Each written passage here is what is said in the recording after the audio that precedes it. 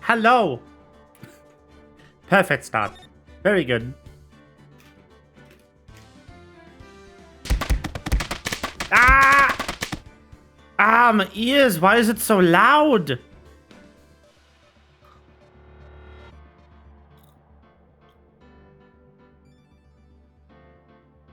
Very good. Very good. Thank you for the resub. Why was that so loud? That didn't need to be that loud.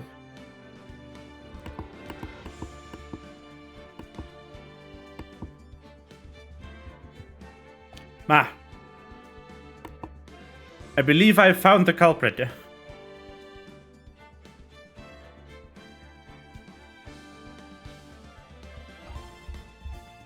There we go.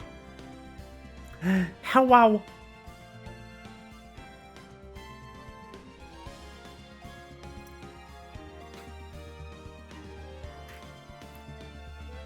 What is it with you and the wicked emote these days? You've just become the wicked emote cat.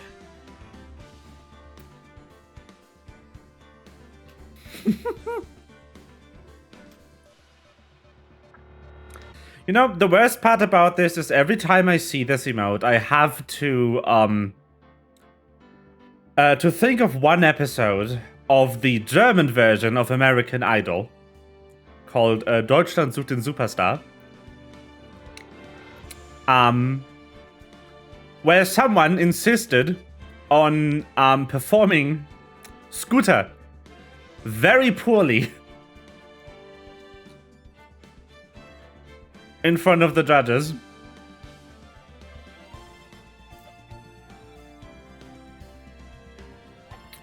Very poorly and with misheard lyrics.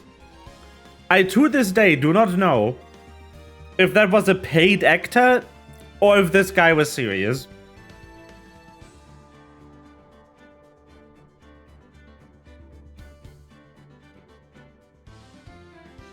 Yes. In front of Dieter Bohlen, indeed. Apparently, drinking sends me into stare mode today. Good to know.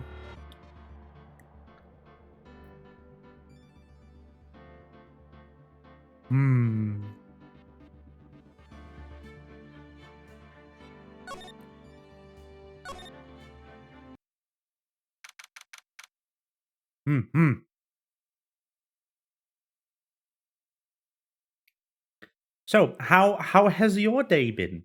I've been playing too much Another Eden.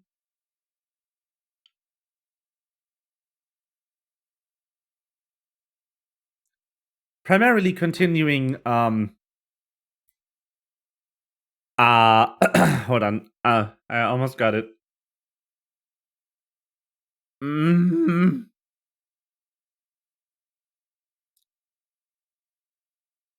Right, Song of Sword and Wings of Lost Paradise. That's the one. That was the name. That was the name of the thing.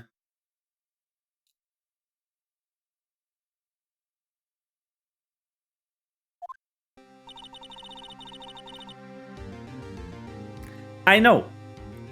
I know which runs I'm missing because I'm streaming. I looked it up beforehand.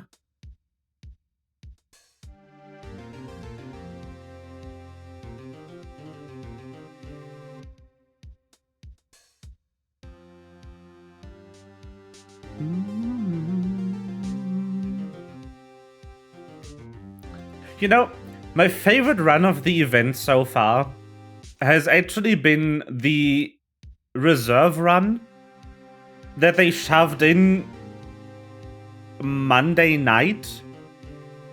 No, Tuesday, I think. When was it?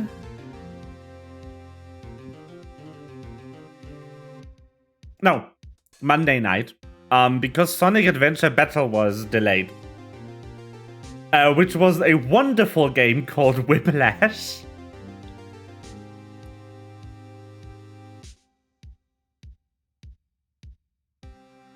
You've paused it in favor of fish.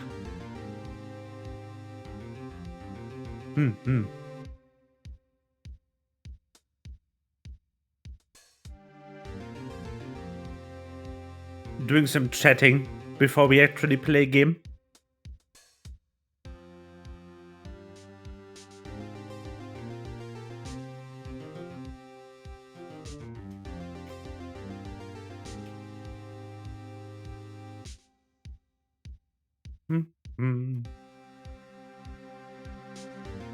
Oh, this music is so good. I mean, I need to do fish anyway before starting chapter 7 of Sword and Wings. That is true.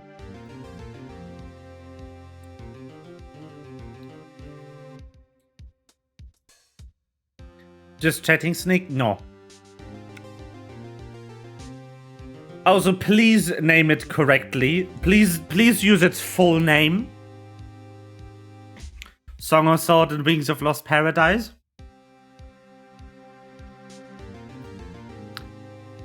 Or is it... Hold on. Is it... debate time. Is it Song of Sword and Wings of Lost Paradise? Or is it Song of Sword and Wings of Lost Paradise?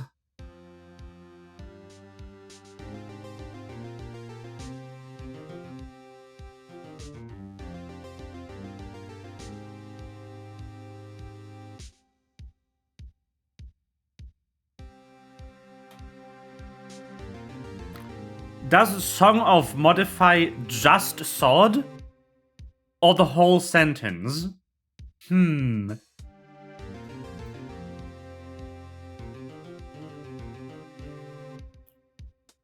you're saying the song just modifies the sword?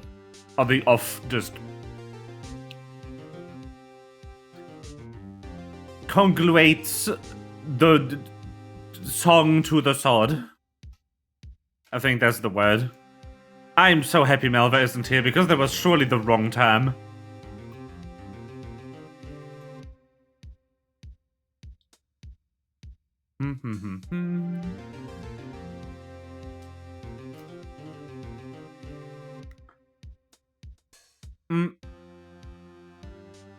I am actually a big fan of the Oxford and, which is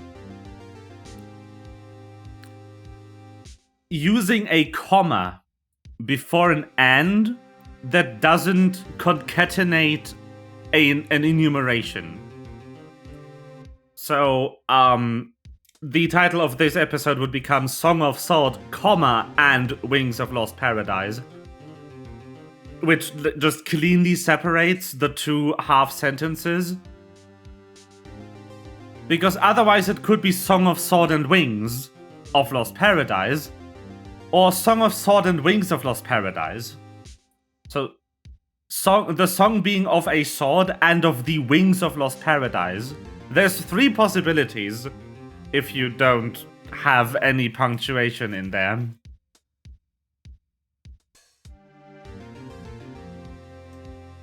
Punctuation good. But it looks ugly in title card, so we don't use it.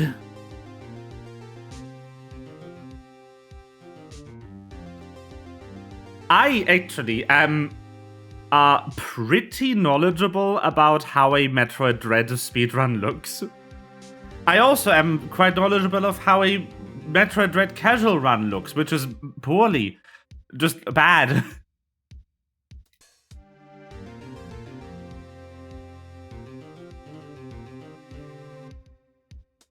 Oh boy. How did the investigation go yesterday, Mr. Wright?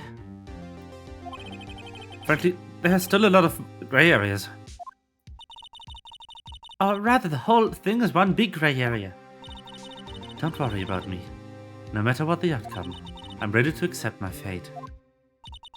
I believe in you, sis. Mr. Wright, let me offer you a word of advice. Yes, a defense attorney should never believe their client.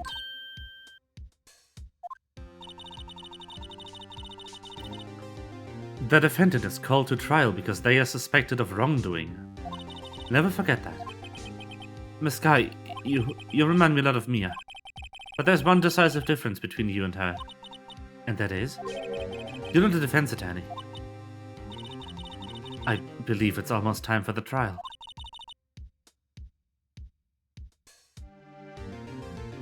Good luck, Mr. Wright.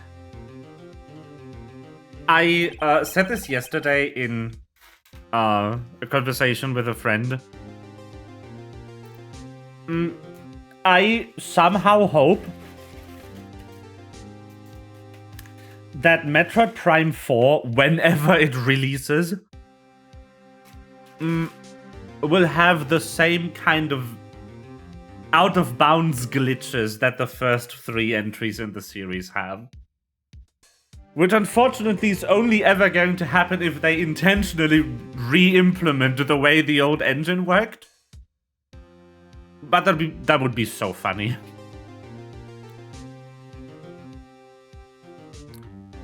My first trial without a Fae helping me. No, it is not. I am helping you, Phoenix. No one's going to bail me out this time. I'll be alone in there, so I have to discover the truth all by myself. Let's do it, Mr. Wright. I'll be with you the whole way.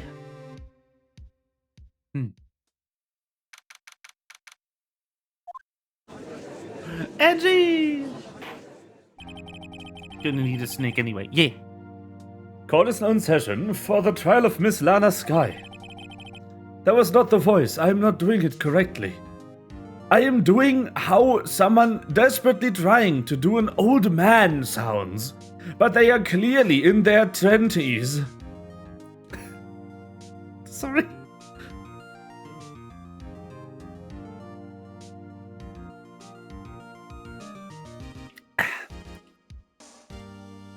I love how poor man's, like, old man voice is either just or just It's so funny. But if you're older, you also start to talk a bit slower.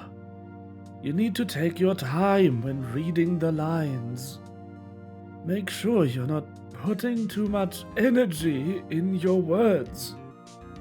And also try to tremble a bit, because you're so weak and your throat is full of detritus and 10 years of smoking a whole pack of cigarettes per day. And that's kind of how you do an old man. But I don't know, I'm not professional. If you overdo it, you also end up the Godfather. Luigi. So don't do too much. Voice acting advice with Sneak. Professional old man right there. I'm neither old nor a man. Kree.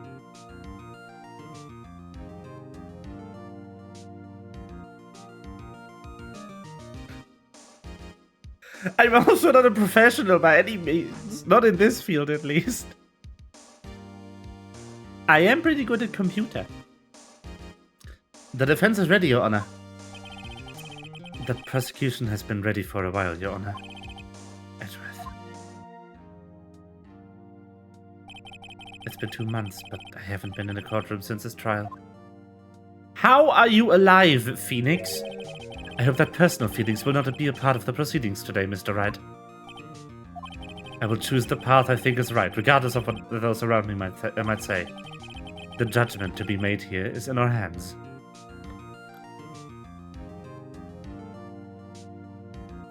The judgment to be made here is in our hands, not those of anyone else.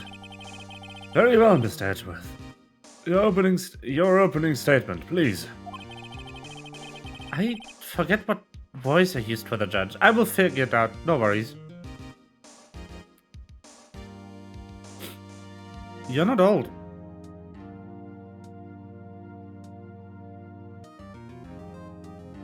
Chief Prosecutor Lana Sky has committed an unpardonable crime. Not only this, but she was rash enough to commit it in the prosecutor's office lot. Wow, he's much more forceful in person. I suddenly feel like I'm confessing to everything. However, she will not pay for her rashness with her life. There was a witness to a crime. A professional witness. Well then, call your first witness, Mr. Edgeworth. The prosecution calls its first witness, Miss Angel Starr, to the stand. The Gotham Queen.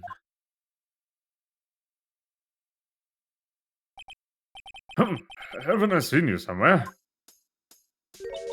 You ordered the caviar lunch, right?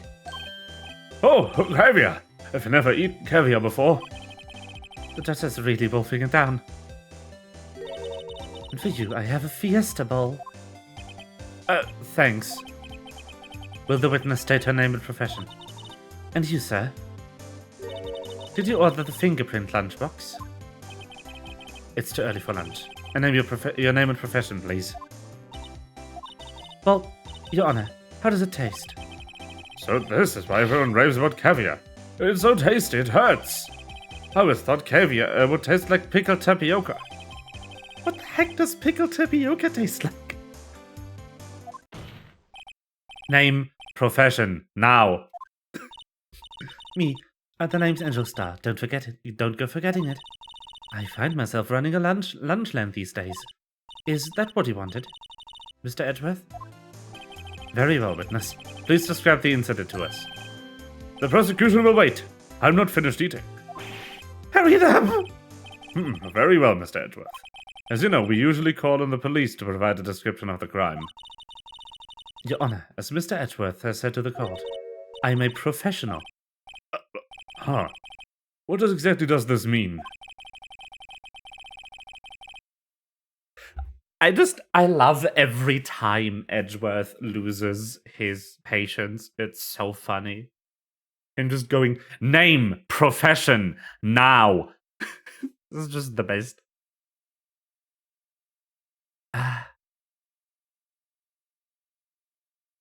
Until 2 years ago, Miss Angel Starr was a special investigator with the police. She was a first-rate homicide detective. What? Miss Starr was a detective? I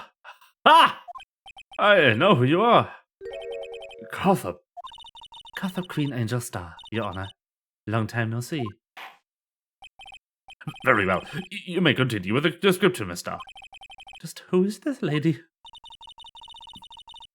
If I might have the court's attention over here.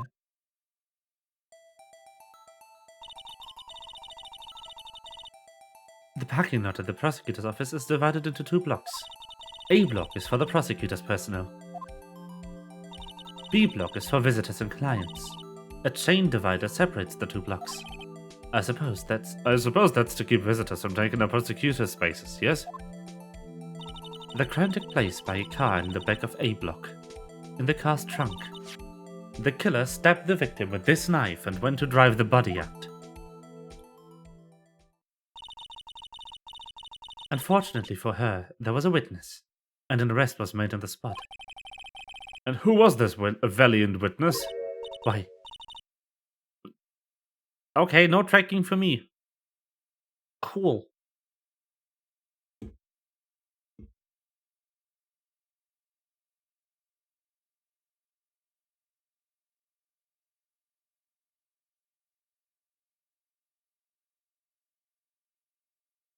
That is so weird. I wish I had like debug logs.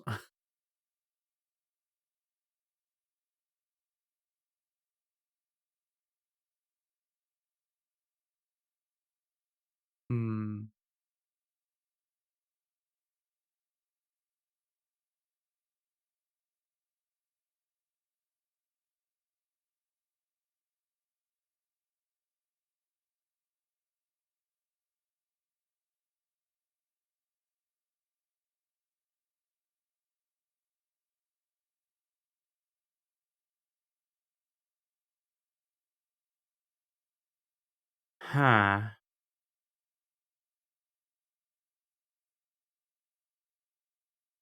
Hold on. This has been happening way too frequently. I want to see if anyone else using VBridger had this problem recently.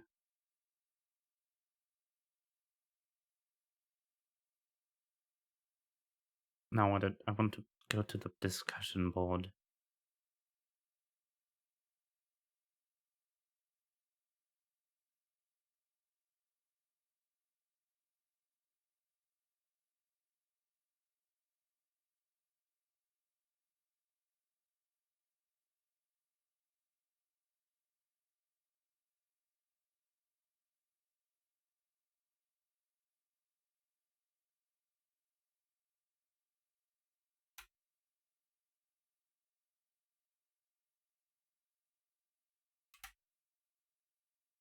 Hmm.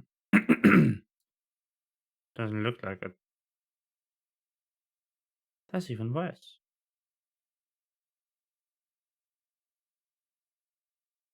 Hmm.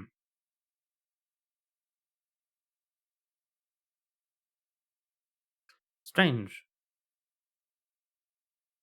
Why, it was me, Your Honor. Ding! Witness, did you see the very moment of the crime? Of course, Your Honor. Immediately after that, apprehended that chief. Immediately after that, I apprehended the chief prosecutor. Hmm. It seems rather cut and dry, doesn't it? Well, Mr. Wright. I can't agree on principle, Your Honor. It seems that poor losers are unwilling to accept the truth, Your Honor. Shall I proceed to crush what little hope they have remaining? If you can, then give them your worst, mister. Wait, are they talking about me?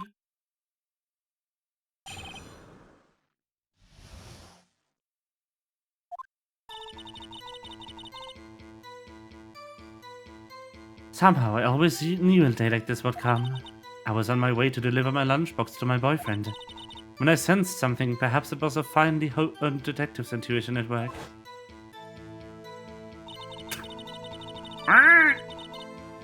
Through the wire fence, I saw the chief prosecutor standing next to a garage car. The chief prosecutor was holding a knife in her right hand.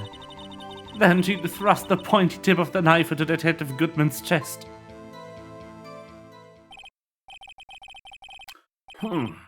Bring a lunchbox to your boyfriend? How touching. As you can see, there's no room for doubt. The key point of your testimony seems to be nothing other than the point of the knife which you being stabbed into Detective Goodman. So, how does it feel to be utterly crushed? I'm still thinking about that. It's merely a flesh wound, Mr. Wright. Very well, Mr. Wright. You may cross-examine the witness. Oh.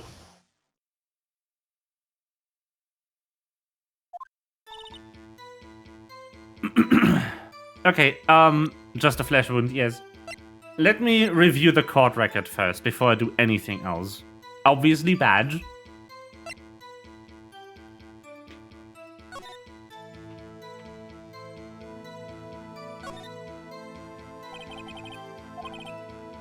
ID 28421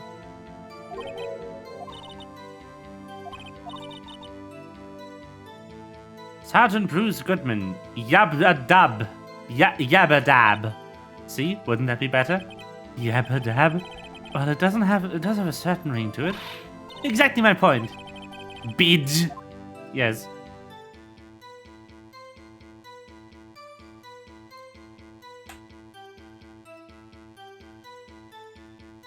It's the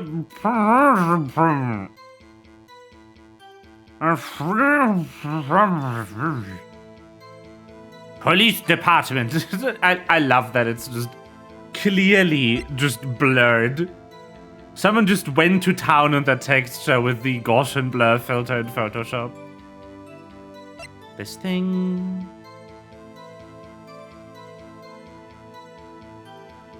Edgy's knife. This thing.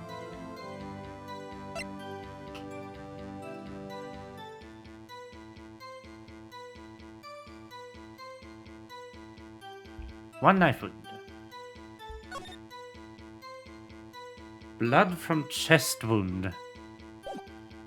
Wait.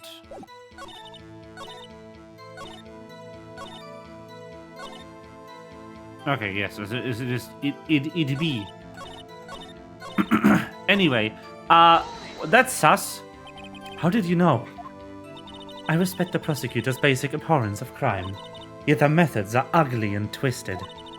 Twisted methods will always lead to tragedy. The lunch lady's uninformed opinion is duly noted. The bow. Given that they are used to erasing inconvenient evidence at their whim. Killing off a detective that knew too much is merely an extension of that. Mister, do you have something personal against prosecutors? I felt that I had found my dream job when I became an investigator, and if I hadn't been laid off by those prosecutors over there, I'd still be one. Laid off? She was fired. To me, prosecutors are nothing more than worms. That said, I am a pro, as you know. My testimony is unbiased and flawless. Very well. You may continue, Miss Starr.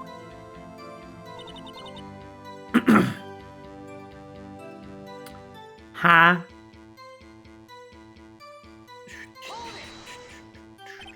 This boyfriend, he's the detective? Not that boyfriend. The security guard. That boyfriend? You have several? Yes, this boyfriend, that boyfriend, and the other boyfriend. Care to join? The yet another boyfriend position is still open for applicants. I'll stick with the lunches, thanks. Not yourself, the judge had to think before replying. The security guard room is in the lot in A block. It's upon the second level, as you can see everything from there. It's up on the second level, so you can see everything from there. It would be the room with the security sign. Incidentally, did you bring your lunchboxes by car? Since I'm a visitor now, I parked in B block. So she was in B block when she witnessed the crime. When I sensed something, perhaps it was my finely honed detective intuition. Bonk. You had a premonition of the murder? It felt like, how would you say? Oh yes, it was like the feeling you get when you view a pumpkin chock full of seeds. I've no idea what that means. Speaking of a detective's intuition, wasn't the victim Bruce Goodman also detective? Yes, well, he was like a young cheese. A young cheese? A pale white cheese, not yet tangy with experience on the streets. A greenhorn.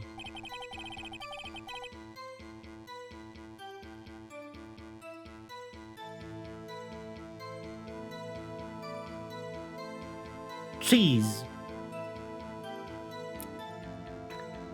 Then I must be hard. Then I must be hard, yellowed, and sharp as a tack. Yeah, with the odor of an old cheese to match. In any case. That was rude. There in the lot, I felt something stirring in the back of my mind.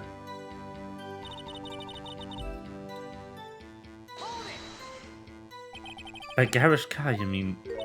Mr. Edgeworth's car, yes. Mr. Edgeworth's? Incidentally, the knife with which the victim was stabbed was also Mr. Edgeworth's. Wasn't it? Indeed it was. What an odd case this is. And the person you saw, you're sure, was the defendant? I saw her from no further than 30 feet away. I'm certain it was her. If she's telling the truth, we're doomed. Let's just do what we can. Even if we don't have any proof, we can always nitpick. Witness, in your testimony, you clearly stated the following. Prosecutors are nothing but worms. Ergo, you're a biased witness. You might want to keep those silly opinions to yourself in the future, rookie. Huh? Rookie? Unless you're willing to risk the consequences of doubting me. I'll fry you like a fritter. Crispy on the outside, chewy on the inside. That was inspiring. I believe I've heard the tagline elsewhere. You could cry plagiarism. I may be relegated to the lowly post of lunch lady, but my instincts are honed. A photograph? You took this? The moment I witnessed the crime, my reflexes took over, and snap, I took a picture. In fact, one of my lunchboxes is rigged with a camera. I suppose that's more exciting than just hanging it around your neck. Witness, why am I only seeing this photograph just now? You think I'd show it to you, prosecutor? Think again. My boyfriend works in the photography division of criminal affairs. Well, this most certainly is the defendant. Oh, that is unmistakably Lana Skye. So what was the defendant doing at the time? Tell me more about this knife the suspect was carrying. Well, I'd say the blade was about 4 inches long. Is that right, Mr. Edgeworth? Is your knife after all? Yes, that's about right. Prosecutors are by nature well versed in the location of a man's vital organs. I'm sure it was easier than boiling an egg for my egg salad surprise head. You can't testify as to her ability to kill an egg. I mean a person. Perhaps a chicken salad set would have been a better metaphor. The defendant was holding a knife. What then? Tell the court why you didn't try to stop this crime. You did see her raise the knife to strike, no? The defense has a point. Unfortunately, by the time I realized what was going on, it was already too late. Too late. Yes, the next moment, the chief prosecutor brought down the murder weapon. I see. I see. It's only a flesh wound. Mr. Wright, we can make it. Scientifically speaking, Mr. Starr's testimony is flawless. Let's just keep our heads cool. Don't smile at them. No.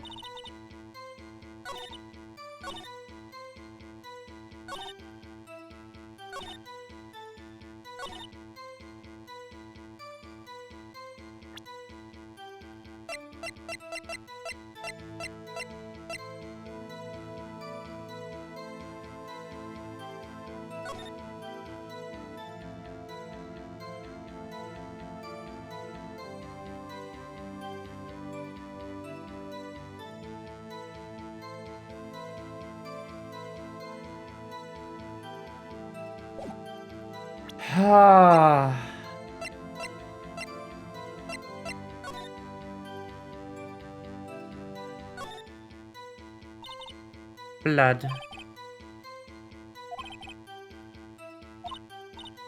Maybe Spencer's weekends roughing it in the wild. Edgeworth in the wild? I think my fruit peeling theory is more likely. Are you kidding? I've always pictured him as an outhouse man. Now there's a scary thought. Edgeworth just running around in the forest with his knife. Shia LaBeouf.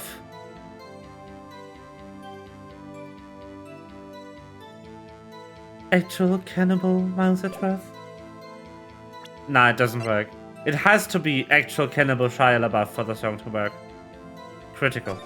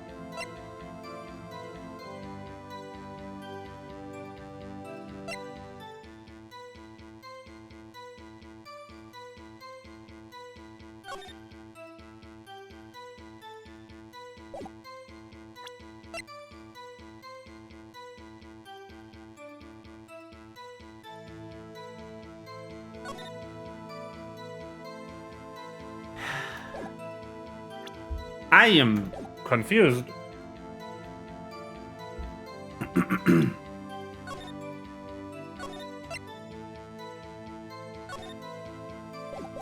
Like,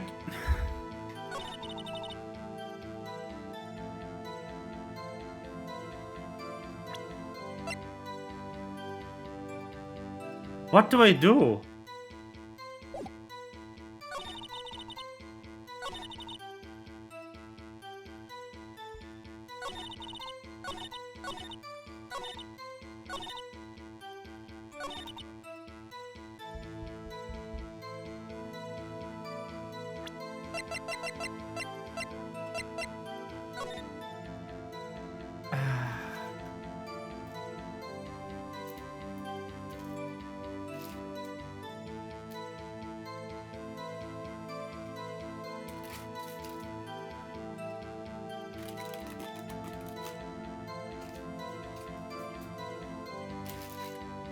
Let's see if this loops at all.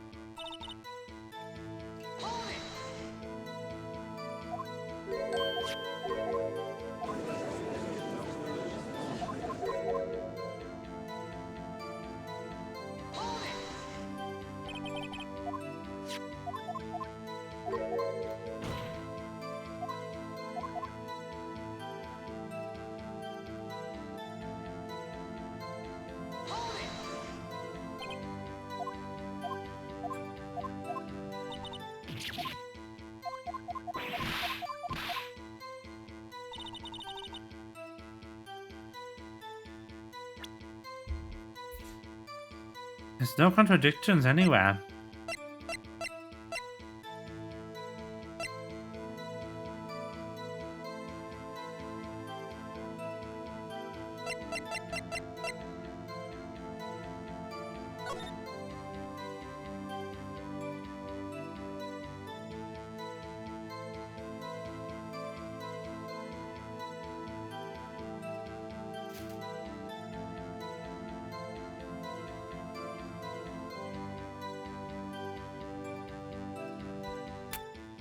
We got this photo by pressing, but what good does it do us?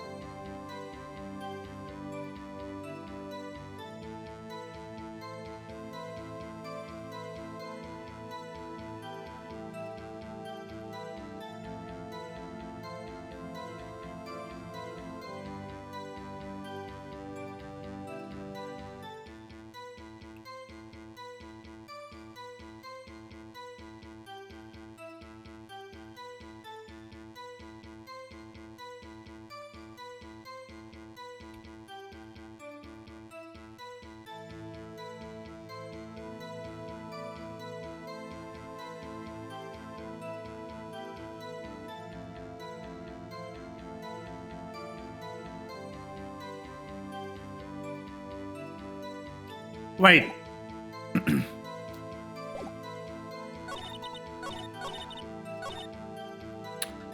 I'm so stupid. She's holding a knife in her right hand. Where knife?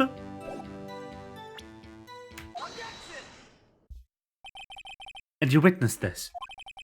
You saw Miss Sky stab the victim with a knife? As I've already said, yes. I swear to my finest salmon swirl lunch. I'm sure it's a fine lunch. But isn't that odd? Look at this photograph. Every time I do it... Okay. There's the photograph you took of the very moment of the crime, is it not? Then why is Miss Sky not holding a knife?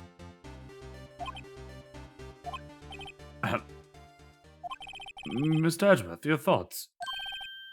Objection. But that'd be the weakest objection ever, Edgeworth. It was still stronger than your ever feeble mind, Mr. Wright. What do you mean, Mr. Edgeworth? This photograph was not taken the moment before the stabbing. It was taken the moment after the stabbing. How can you tell that? Blood splatter. Huh? See the dark crimson stains on the chief prosecutor's coat? But it's a black and white photograph! Ah, yes, it hard to tell, but this could be blood. Well, Mr. Wright, I see no problem here. No problem, except you. Mr. Wright, are you going to just sit there and take this kind of abuse? You got a bad idea. Right, that contradicts what the witness said in her testimony. Namely, that she took the photo the moment she witnessed the crime. Well, it seems I was slightly unclear. My apologies. That's it? If you run out of lunch, you order seconds. Problem solved. If you don't like it, try ordering the jumbo-sized lunch from the get-go. Good advice. I'm not sure I understand it, but good advice. I didn't have time to stop her. Prosecutor Sky was cold, calculating like a robot. She killed without pain or remorse. It was a premeditated murder. Premeditated? How do you know? Look at the chief prosecutor's hands in that photograph. Well, those gloves. Surgical gloves, made of thin rubber, most likely. Why would she have those on? If it was not premeditated, she would not be wearing those gloves. A murder. Yes. A premeditated murder, aka a murder. A regular murder. As opposed to the special, not premeditated kind, which then also isn't murder. We've been over this. these gloves do seem to tell a tale of Premeditation. I keep wanting to speak to read that as premeditation, which maybe, but that's not a crime. Premeditated murder, regular murder, serious offense. Actually, no. There's a difference. There is actually a difference. Murder just requires you to intend to kill the victim. It does not require you to plan to kill the victim. Effective murder is a thing. Like, if someone walks in on someone doing something and then stabs them immediately, that's still murder. But that's not premeditated. They didn't know they were going to kill the person until the circumstances in which the murder was committed arose. Whereas premeditated murder is a situation where the person already planned to murder the victim well in advance in different circumstances. The line is a bit blurry. Like, if you... It's kind of a... how long does someone have to be dead for it to be archaeology instead of grave robbing problem? In the sense that, how long do you have to want to kill someone for it to become premeditated? Like, if someone annoys you at a party and you kill them half an hour later, is it still in effect? Or is it, at that point, premeditated because you kind of still wanted to murder them half an hour later instead of just, maybe not murdering them? Who knows? It's also funny, because a lot of serial killings are actually not premeditated murder.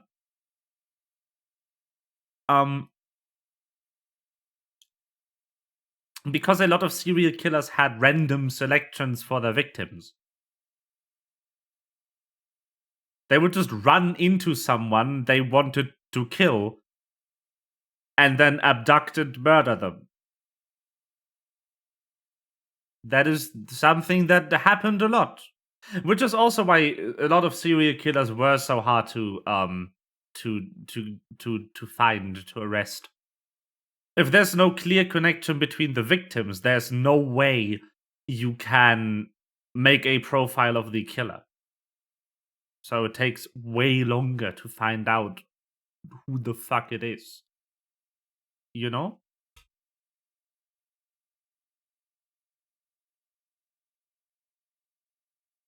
Witness, add this to your testimony. The murder was planned. The rubber gloves prove it.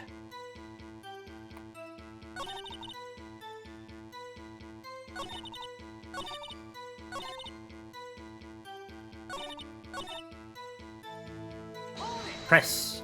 I've been booped. Hello. What a conversation to join stream during. Just the murder conversation. Very good.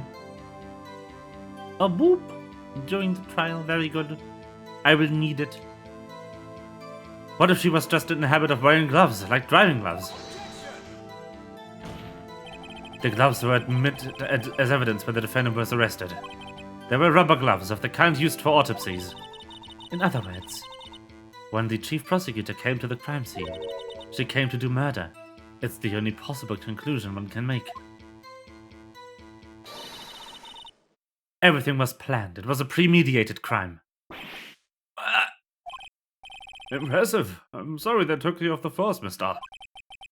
This is bad. She's gotten them thinking this was all planned. If she can prove this claim, the trial's already over. I've got to think of a way to show that this wasn't premeditated. It's only flesh wound.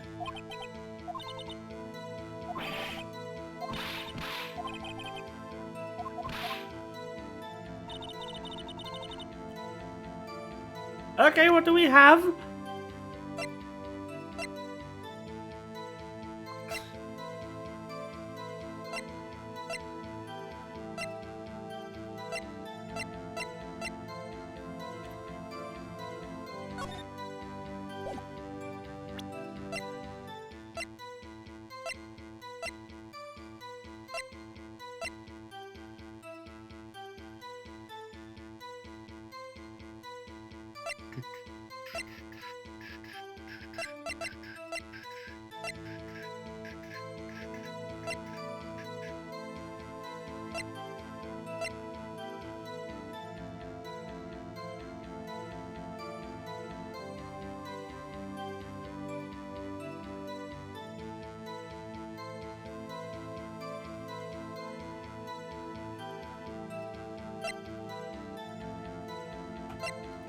Okay. I'm calling this now. This actually was written upside down, and it's only oriented this way because it says Goodman on the paper, but someone noted this down with the paper turned upside down, and this actually says SL9. Just calling it now. If anyone sees SL9 appear in this trial, you know. Because that's not a 615, that's not a 5, that's an S. And that's also a very weird way to write a 1. Considering the one right below it is not written that way. You know? Boobs. Ah, yes. Premeditation. How do I prove it? This really likes getting me stuck.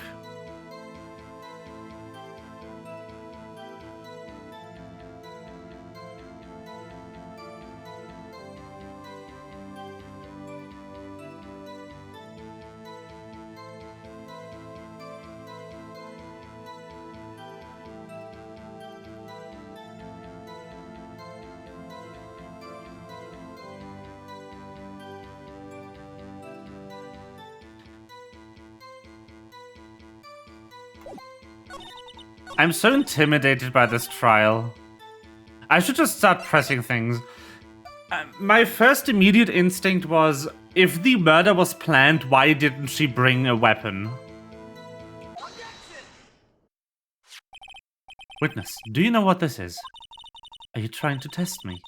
I sell lunchboxes for a living, you know. That's a knife. The knife. The knife that was in Mr. Edgeworth's trunk. Indeed, it is my knife. What's with this case? The bloody murder. The defendant is the chief prosecutor for the district, right? Mommy, are prosecutors bad people? The defense has a request. We ask that the witness provide an accurate testimony. What's that, Rookie? In your testimony, you stated that Lana Skye planned this murder. And that's why she was wearing those special gloves. Seems like a natural conclusion to me. The gloves do indicate planning. However, why would she not also prepare the most important thing? The murder weapon. No. This knife just happened to be in the trunk of that car.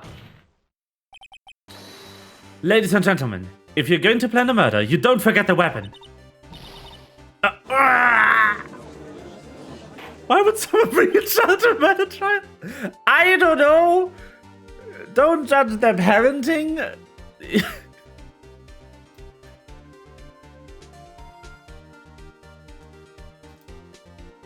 Actually, maybe do judge the parenting. What the fuck?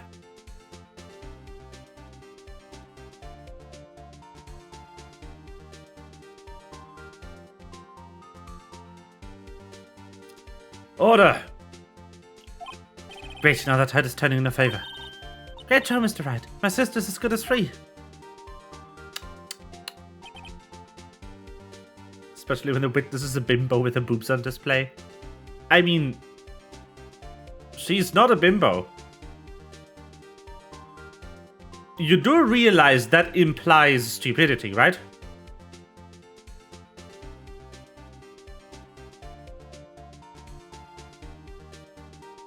Right. You believe the next lunch you'll be eating is humble pie? Oh, interesting. No, that actually, it implies stupidity.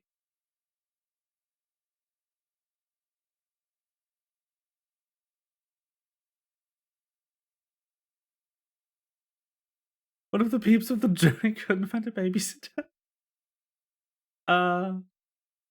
What? Hope you weren't deluding yourself into thinking that the tide has turned. Not over such a trifling detail. But this suits a whole of the whole premeditated theory. Bah, the prosecution could care less if it was premeditated or not.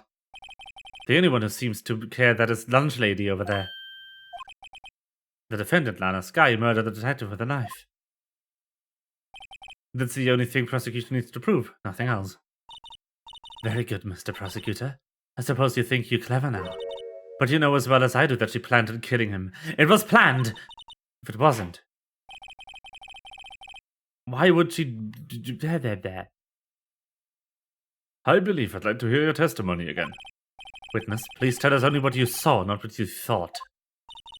How dare you! My powers of deduction are not to be underestimated. Really now?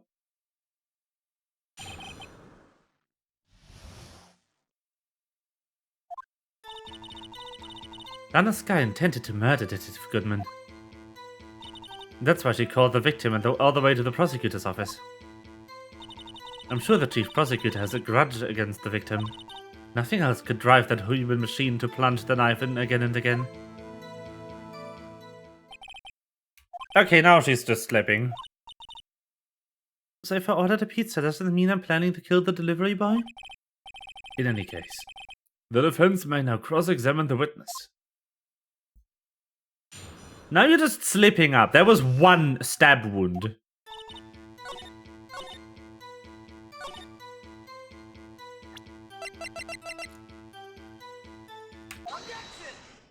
Come on. You said that you stabbed him again and again, but you couldn't have witnessed that. Are you testing me? Then I'll test you. With my moss surprise. I'm afraid the moss is growing under your feet as we wait, Mr. What do you mean? I shouldn't have to explain this. But take a look. The autopsy report states the death was due to a loss of blood from one stab wound. You're right. Good show, Mr. Edgeworth. What a hunk! He's my hero, really? What about my objection? No one noticed? Well, witness.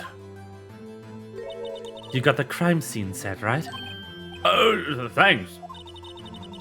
I always believed that no one would ever mistake ketchup for blood. But now I realize that such a mistake is possible. So, you're saying you mistook something for blood? When she lifted her knife, I thought I saw blood at her breast. Splattered blood from her victim. That's why I thought she must have stabbed him at least twice. Then tell us what you saw that you thought was blood. Testify! Yes. Her red muffler looked like blood to me. That's how ghastly the whole scene was. Stas turned out to be short-tempered as she looked when we met her. Challenging her abilities as a detective really set her off. The short wick burns at the fastest. It's a scientific fact. I wonder, wouldn't it depend on the size of the candle? I mean, at more wax, and even a really short wick will burn longer. Obviously, more scientific testing is required. Obviously.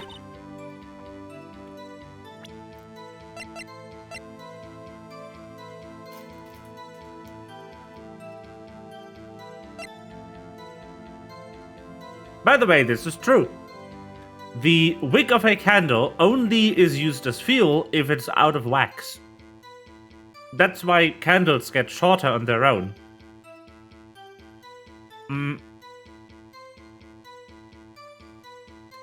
But can't burn out as long as there is wax.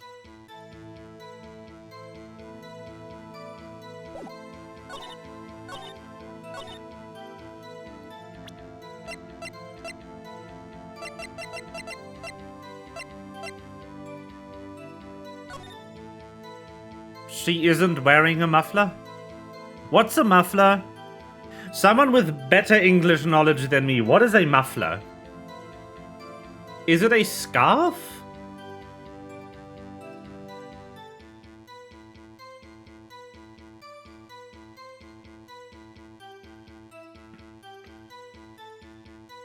Okay, so she's not wearing a muffler, right?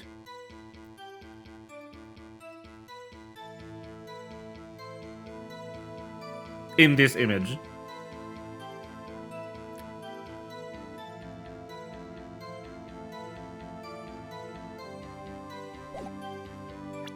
I think she's not. Type of scarf, very good. Yep, that's it.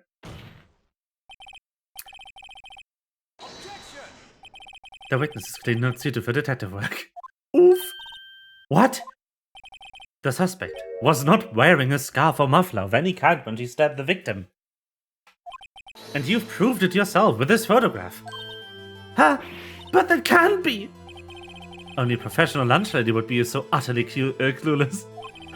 Congratulations, perhaps you finally found your true calling in life. Harsh words, but good. In the end, Mr. Edgeworth prevails. What was my objection to chopped liver? What was my objection? Chopped liver? But it was there. A scarf. No, not that, but something red. Really. Well now, where were we? The witness has given us an entertaining interlude, but back to business. What? Very well, witness. Continue your testimony. You saw the crime and apprehended the suspect. Tell us about that. Alternatively, it's like noise reduction thing for your gun. Very well. That is what that is, yes. I do remember some things accurately, at least. Ultimately, we couldn't shake the most important part of her testimony. The most important part? The part where your sister stabs the victim. The next testimony might just be the moment of truth. How wow! Money has arrived. After the murder, the suspect attempted to run behind a partition off to her side. Maybe she wore one of those? Just wearing a gun muffler, yes. A silencer.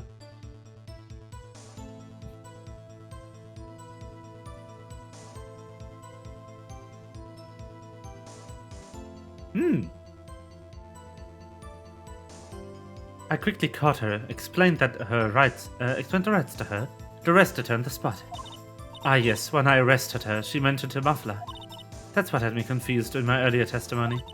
The chief prosecutor made to escape, but against Angel Star, resistance is futile.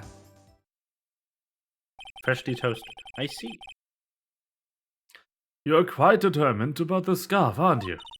I strike a snake and bite like a snake and bite like a cobra. Those are both snakes. That's me, Angel Star. That wasn't a very good metaphor. First of all, a cobra is a kind of snake. Don't bother with the details unless you want to get bitten. No thanks. Note yourself, Mr. Wright is weak against poisonous snake bites.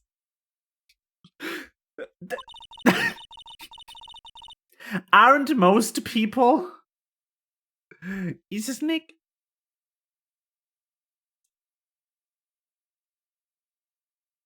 Aren't most people weak to snake bites?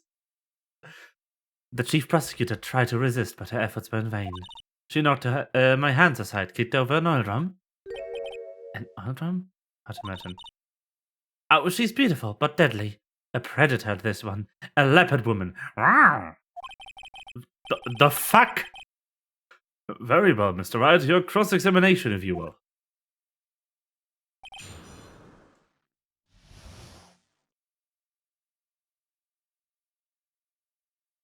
Yes, which means she's not wrong.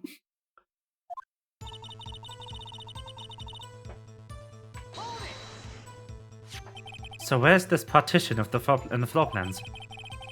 I'm sure she means this wall next to the car. That's right. There was a wall there, about 6 feet high. She was obviously trying to hide herself. Quite a natural thing for a criminal to do. And what did you do then? I quickly caught her, explained her rights to her, and arrested her on the spot. Ah yes, when I arrested her, she mentioned the muffler.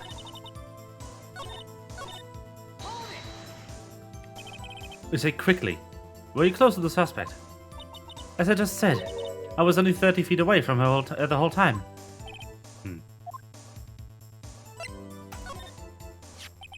I'd like to see this on the floor plans, just to be safe. The lunch lady car was a visitor, thus she was parked in B block. So you witnessed the murder from here? That would make it about 30 feet from the car, yes. Is that correct, Miss Starr? Yes, that's right. But there was a chain link fence in front of you. I went over it, of course. Amazing! The Carthop Queen lunch lady athlete indeed. It would have taken her a little time to climb over the fence, so she couldn't have gotten to my sister that fast.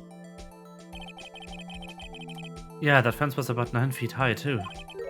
So how did Miss Sky not get away?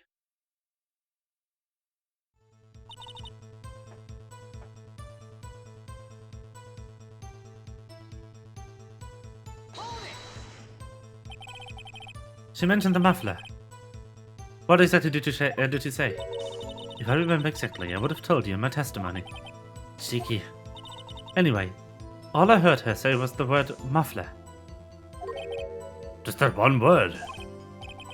So, what you heard wasn't the suspect talking to you, but to someone else. Yes, the chief prosecutor was talking on her phone. Her phone? She can't mean. By phone, do you mean this cell phone, discovered at the crime scene? Yes, ultimately. Ultimate. My memory. It's like a salmon heading upstream, you see. No, the court doesn't see, Mr. The chief prosecutor first attempted to use the phone hanging on the wall. On the wall? That's right. Near the car, there was an emergency phone on the wall. Apparently, it was out of order. And so she used her cell phone. Indeed, the emergency phone was out of order that day. Ah, good witnessing, witness. Good witnessing? That ever happened to good testifying?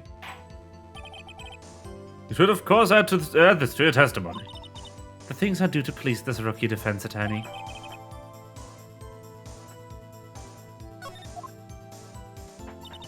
I saw it all.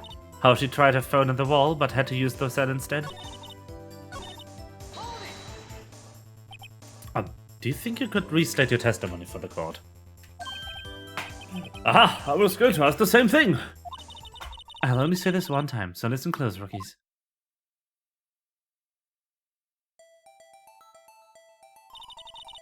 Chief Prosecutor stabbed the victim and ran behind the partition. Then she picked up the emergency phone on the wall, but it was out of order. So she pulled her own cell phone out of the pocket. And during that time, we climbed over the chain. We climbed over the chain link fence. Then, when I boldly grabbed her arm, the Chief Prosecutor hung up her phone. And you saw her doing this. What is it, Mr. Wright?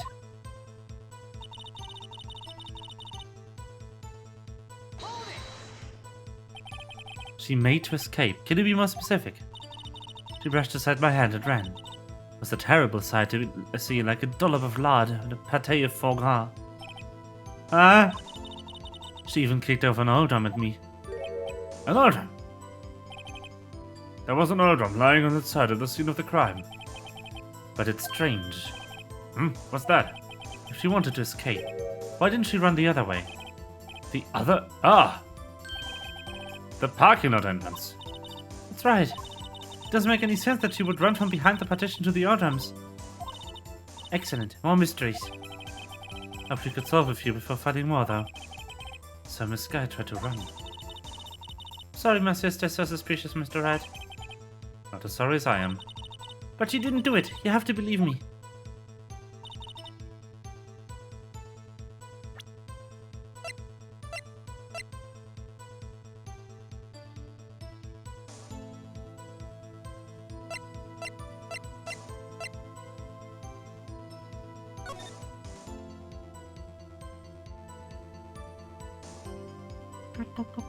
Spin.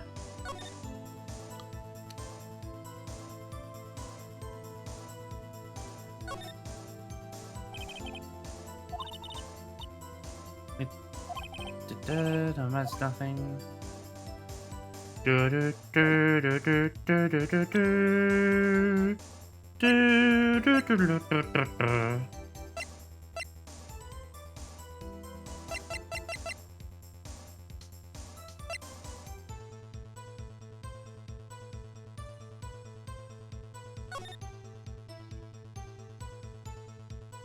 There's the old drums, that checks out.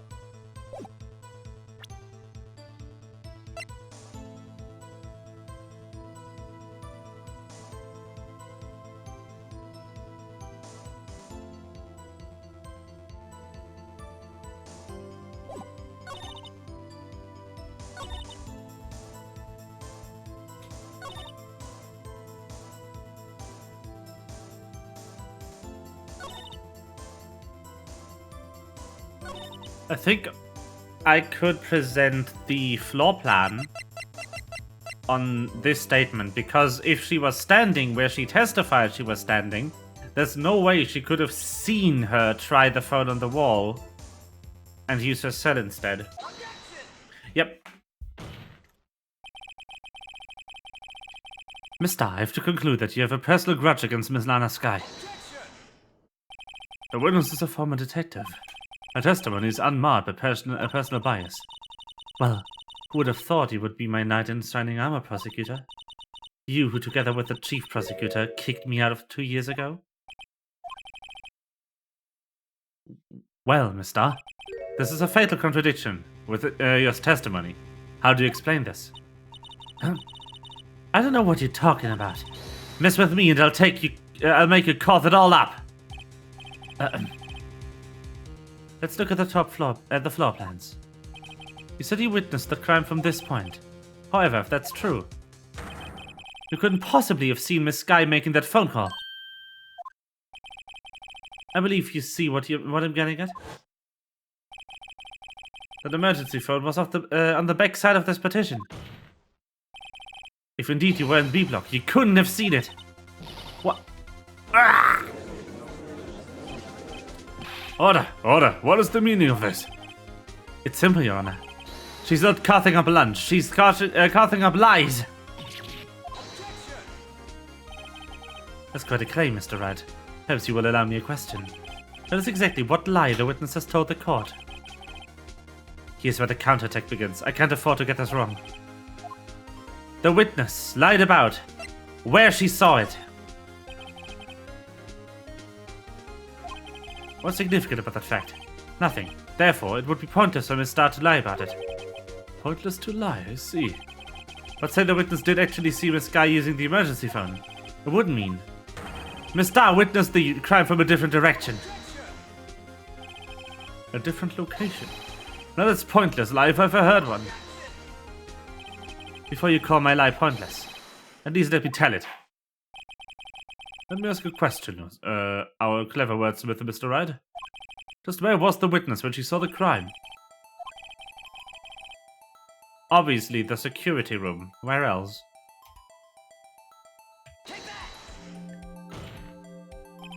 This is the only place where she could have been. The security guard room. Indeed, the security room is in the underground parking lot is well positioned. It's built on the second floor, so you can see the entire lot. Huh. She would have been able to see the emergency phone from there. But why there? There are many other places where she could have seen the phone. Not in this case, Your Honor. The witness not being part of the prosecutor's office, she couldn't park in A block. The only place where she could have seen the crime and the back of the partition is here. I remember in your testimony you said you brought a lunch to your boyfriend in the security guard room, yes? Well, Miss Starr, how many years have I been getting the better of men? To think that the tables could be turned. Today man has gotten the better of Angel Starr.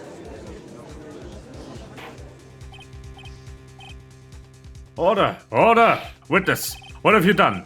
You used to be a detective. You should know better. I'm not turning back. The guilty will be punished. And I'll do what I must to make sure justice prevails. The guilty. Is she talking about Miss Sky? Mr. Wright, doesn't this strike you as odd? Why did Miss Starr lie? Doesn't make sense. She could have just said she saw the crime from the security guard station. It wouldn't change anything. Exactly. The photograph tells all. It was the defendant who stabbed the victim. That truth still stands. It still stands. I disagree, Mr. Edgeworth. What? If a witness is found to be lying, they are guilty of perjury. She knows this. She wouldn't risk that without a good reason. So tell us what her reason was, Mr. Wright. Huh? Me? Who else? Mr. Wright, let's review what you know. Miss Starr witnessed the crime from the security guard station. But she lied and said she saw it from B block. Must make a vital difference, but what? What would change?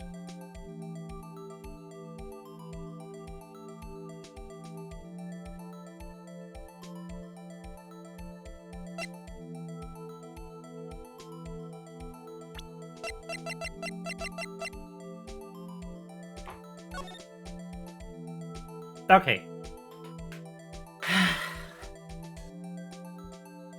The distance and the angle.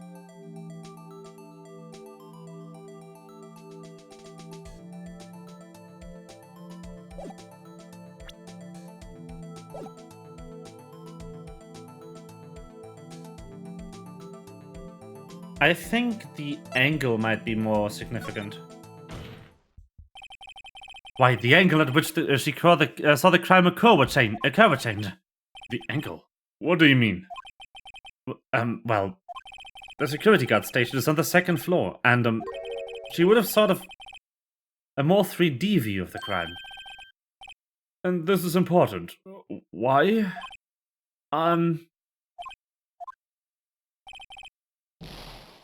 Okay. It's alright, let's review that we know.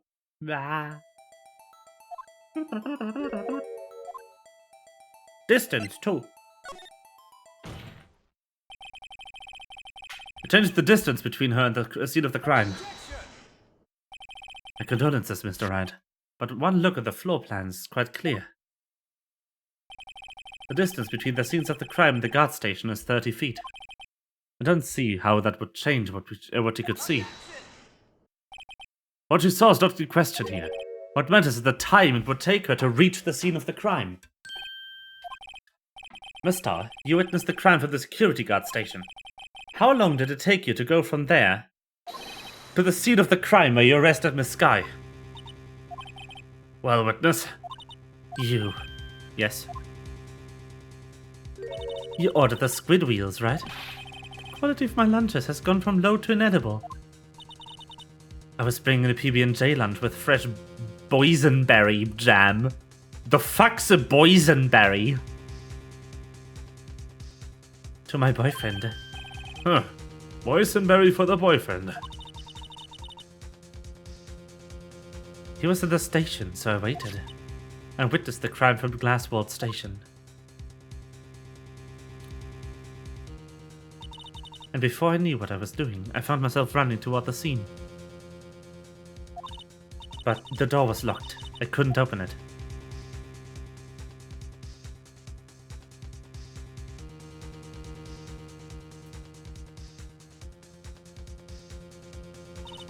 That is why I had to go through the visitors parking in B block.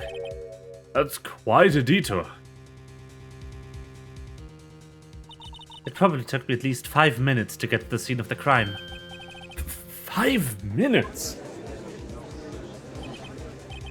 Oh, this changes things considerably. But it was that woman over there in the defendant's chair who stabbed him. I know it, I have photographic evidence. I swear it. I swear it on my finest plastic spork. You have a point. And the spork is a wonderful invention. Would you like another caviar lunch? Absolutely. Uh-oh. Mr. Wright, you have to do something. Do I have evidence to stop this? Yes. 5 minutes between the witnessing of the murder and the arrest. Think about it. You could make pasta in that amount of time. If you like it al dente. I've got lunchboxes that I pasta into knots, rookie. A 5-minute blank. Isn't that strange? Strange. If you were a criminal, what would you do with 5 minutes, Your Honor? Well, I guess I'd flee the scene. Hey! Don't you get the wrong idea? But you have the instincts of a killer. You would run, but this time it was different. Miss Sky daughter at the scene of the crime. She had even taken a picture taken. No criminal would act this way. It's inconceivable. Yeah! Not the spork! Well then, it seems we've come to the end of this testimony. The witness has a grudge against the defendant and a blank in the testimony. Mr. Edgeworth is the next witness ready to go. Unfortunately, I appear to have overestimated this witness on account of her professional history. We did it! We screwed that can shut, Mr. Wright. That was too close.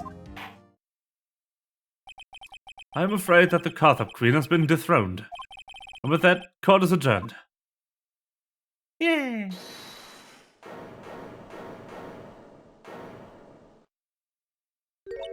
Mr. Edgeworth, you ordered the squid wheels, right? That's the one you tried to foist off on me. I prefer not to take the defense team's leftovers. Anything else to say? I might be able to save you. I have decisive evidence. What was that? Is this another one of her trick lunchboxes? My apologies, but we have no further questions to ask of you, Mister. Ah. This is your jumbo lunchbox. Woohoo! A triple decker! Out of deference to the witness's determination, I'll allow one more testimony. Let's hear about this decisive evidence. Like the Lunchland motto says, you won't be disappointed. What's she going to pull out of her lunchbox this time?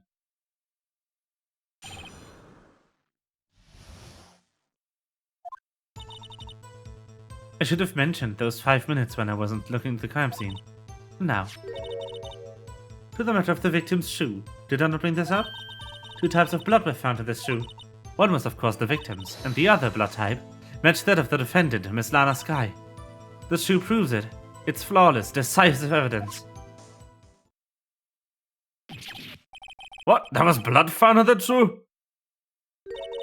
Try Lunchland for all your lunch and decisive evidence needs.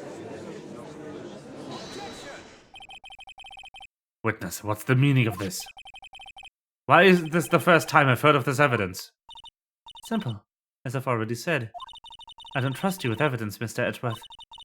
That's why I took the liberty of investigating this myself. And you had blood tests performed?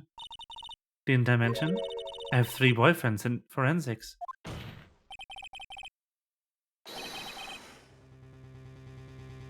Ah, yes. Forensics boyfriend 1, forensics boyfriend 2, and the other forensics boyfriend. In any case, Your Honor, I can't accept this evidence. What? You must know if you the rules of evidence law. Rule number 1, no evidence shall be shown without the approval of the police department. In other words, the shoe is illegal evidence, at least for the time being. Is that right, Mr. Wright? It seems so. Edward's shoe is celebrating. Not so fast, Mr. Edgeworth. Don't forget, I used to be a detective. As I mentioned previously, the shoe has already been tested by a member of the forensics department. As you can see, it was approved by the police department as of today. Even the general public can produce official evidence, Mr. Edgeworth. Is that right, Mr. Head? It seems so. Edgeworth is looking pretty solemn. You could at least study some evidence law, really. Should there be a Harlem Globetrotter? Yes. Harem Globetrotter? Yeah. Boyfriend 76 who works in crime scene removal. The prosecution complaints notwithstanding, it appears that this evidence satisfies the first rule of evidence law. However, it seems you've made another count against your witness. Anything to ensure that the guilty are properly judged. Very well, Mr. Wright. You may cross-examine the witness.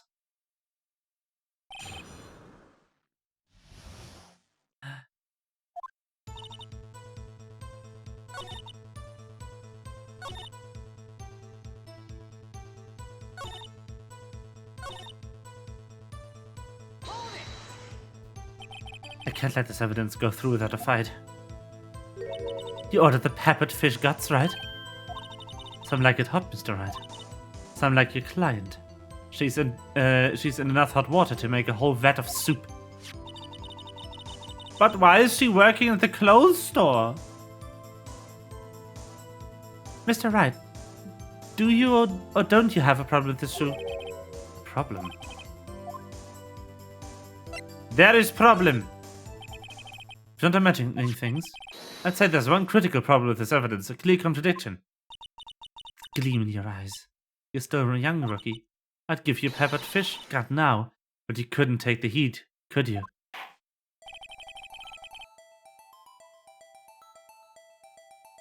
Let's see what Mr. Wright has to say.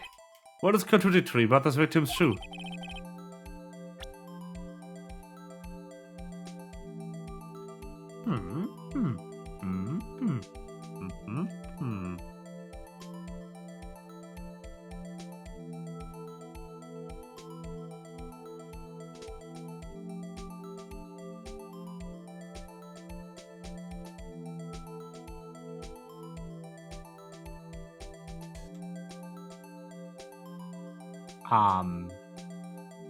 Good fucking question?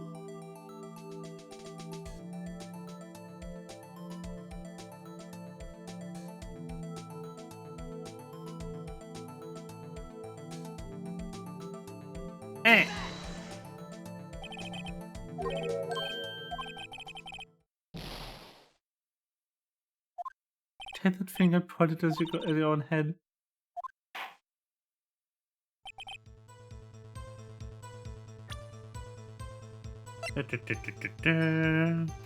Hold on.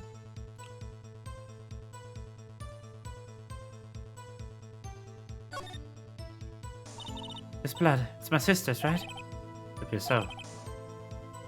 Anna's right hand was bandaged when I saw her in jail. She must have cut herself at the time of the crime. Who is this?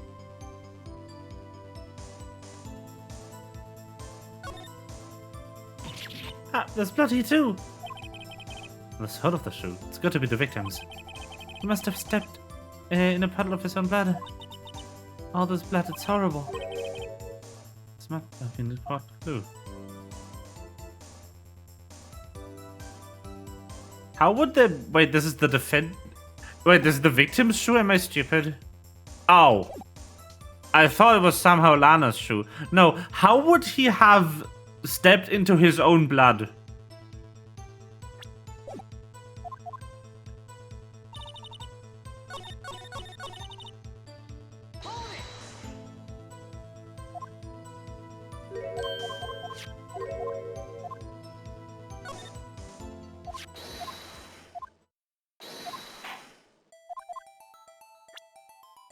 Shoes.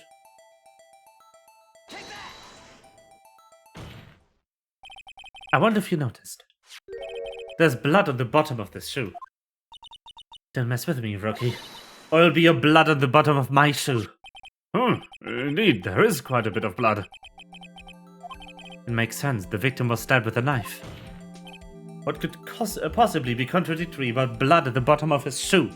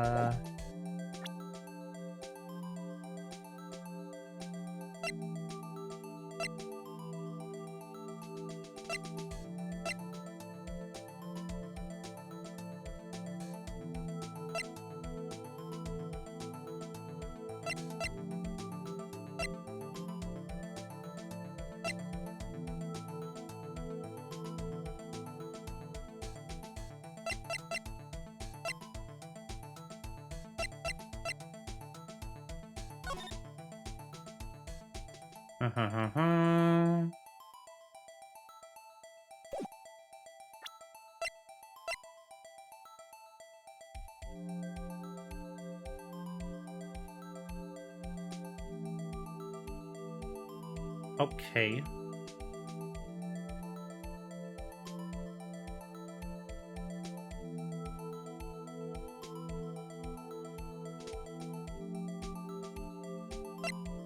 The murder weapon usually in Ashwa's toolbox. This thing.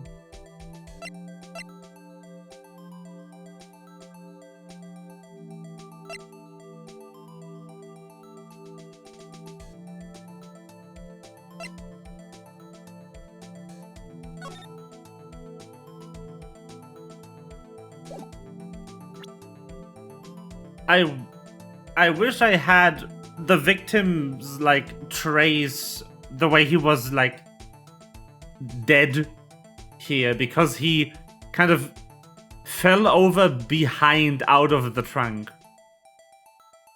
So how was there his blood in the trunk?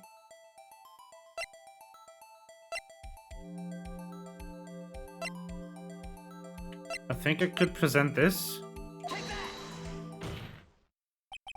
The problem lies in the footprint. The footprint? Now that the bottom of the victim's shoe is covered in blood, then isn't it strange? Why weren't there any bloody footprints found by the scene of the crime?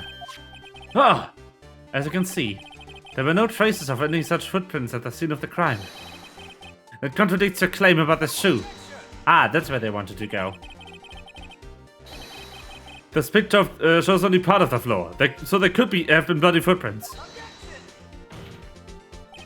Then where are they, Mr. Edgeworth? Because we checked the scene and found nothing of the sort.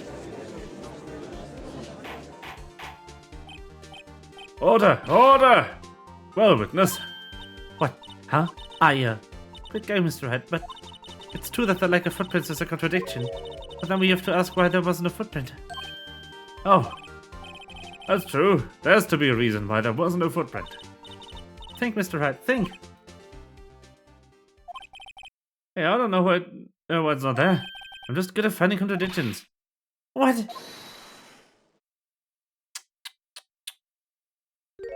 I see. Now I get it. Get what? Our witness is more devious than I gave her credit for. You were hoodwinked to the very end. But she slipped. There's one vital hint of the truth in her testimony. What are you talking about?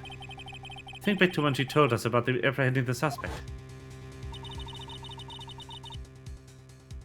The chief prosecutor tried to resist, but her efforts were in vain. She knocked my hands aside, kicked over an oil drum. Oh, she's beautiful. but deadly. A predator, this one. A leopard woman. Arrgh!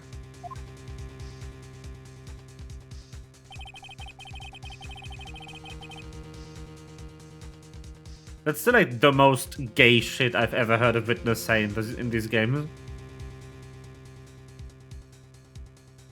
I thought that was a strange thing for the normally cool-headed chief to do. No kidding. Now, witness, allow me to ask a very simple question. This oil drum, was it empty? Oh, that. I'm not sure I like your attitude, Mr. Edworth. Though apparently you're not the slowest conveyor belt in the lunchbox factory. Witness, well, was the oil drum empty? The oil drum kicked over by the chief prosecutor was brimming with water. Water? What does it mean? Didn't get it, Mr. Wright. Do you want to know the reason she knocked it over? The real reason? Ah! You don't mean. You didn't miss it. It was just a flashback. You've heard earlier. To erase the bloodstain that would become the evidence against her.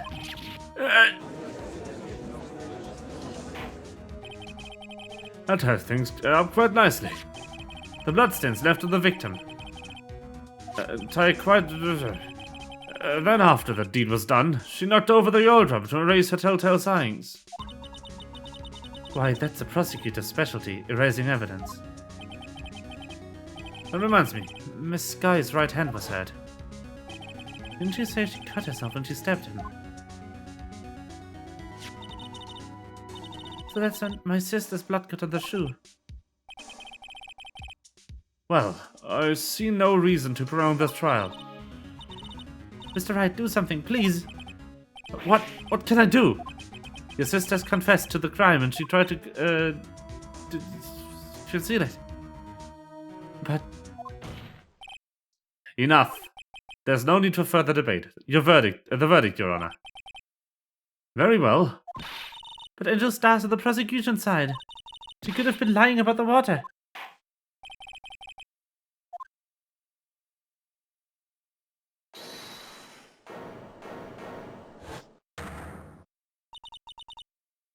Little girl, what did you just say? Huh? Me? Did you say that I, Angel Star, was on the prosecution's side? Well, yeah, you are. You're saying my sister hid evidence by erasing body footprints. Well, I thought you had your fill. But, shit. But here you are, demanding second helpings. Another lunchbox. A lunchbox called evidence. Wait, witness, don't tell me you have something else. Time for deliberations has passed. Any further comments and you will be held in contempt of court. Your threats don't scare the Cawthorpe Queen. Look at this. A photograph. I had it just in case anyone had the gall to suggest the white shoe didn't belong to the victim. Huh, I see no room for error in this evidence. Mr. Wright, wait, look at the asphalt in this photo.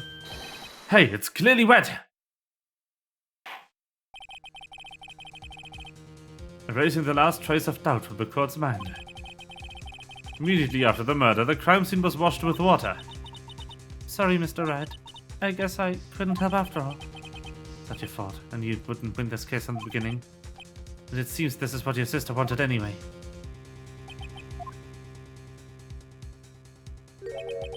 I'm sorry, Mia. Right. Wet or not, don't be so quick to throw in the towel. Get yourself up off the asphalt, take another good look. Don't give up, not until the bitter end. It's the last piece of evidence. Very well, this time I'd like to declare a verdict for good.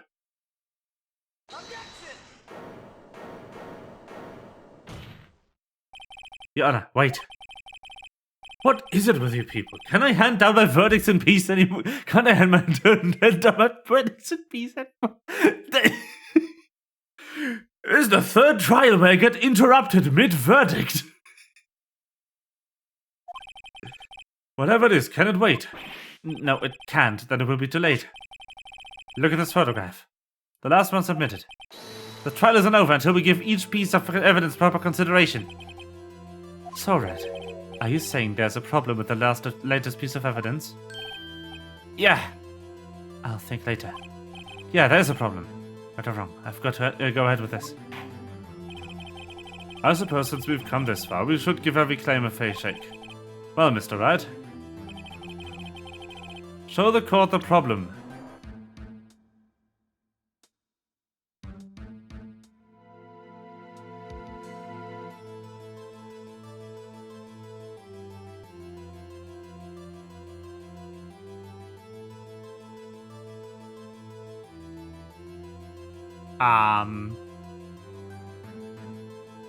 Rag and exhaust pipe? Maybe.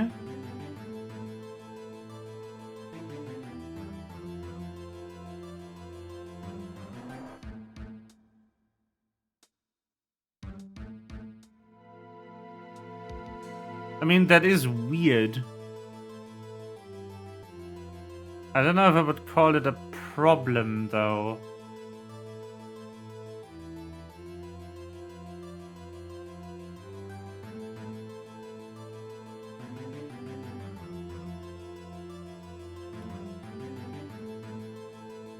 Yeah, but only partially. I'll try the rag. The problem in this photograph is here. What's this? There's something poking out the car's muffler. Wait just a moment, Mr. Edgeworth. Your Honor, you just said muffler. However, I see no trace of a muffler or scarf of any kind in this photograph.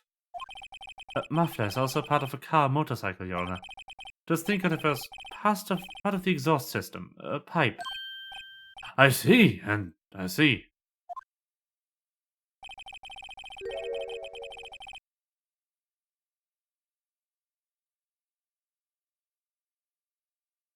What was that suspicious-looking cloth sticking out of the glass muffler? So what if there's something sticking out of the muffler? What does that have to do with this case? Nothing. Absolutely nothing. Sorry, Miss Starr, but it's not going to be that easy. In fact, you've already told us why this is important to the case. You said as much in your testimony. What? Let's hear what Mr. Wright has on his mind.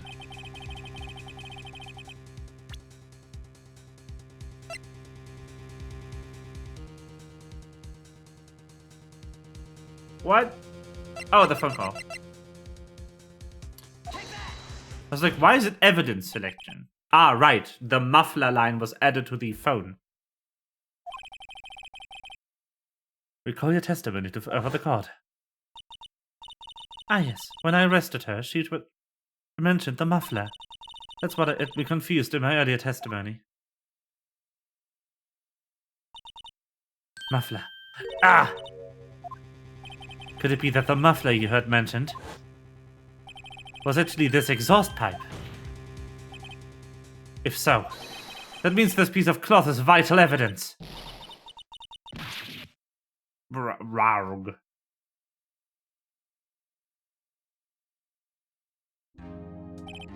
Well, seems we will have suspended proceedings. Suspend? I find myself wondering about that piece of cloth. If we leave any question unanswered, we do disservice to the law. Have the car and the crime scene inspected at once and bring me that cloth. The verdict will wait until after we've seen all the evidence. Agreed? I suppose so. Phew. That was close. But we made it, at least for now. This court will adjourn for a 30-minute recess. It's lunchtime after all. He's still hungry? Judgy just ate like 17 box lunches and he's still not... Man.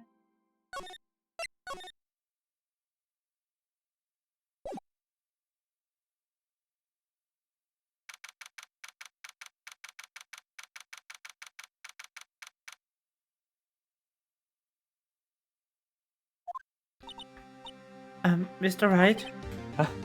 What? Are trials always like this with you?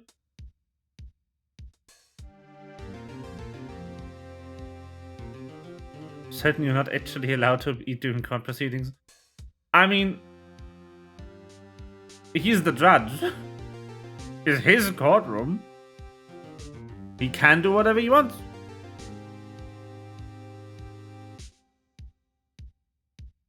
He did comment on how good the caviar tastes, so he clearly ate something.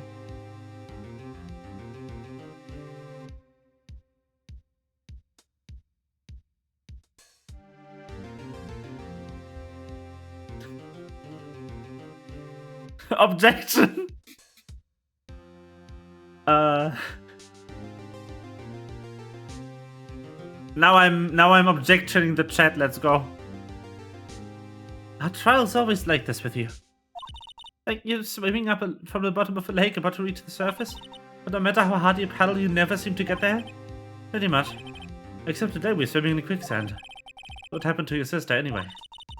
Apparently she got called off to the judge's chambers. Probably something to do with a piece of cloth. So this is where you turn the trial around, right? Our only weapon is a tiny, insignificant piece of cloth.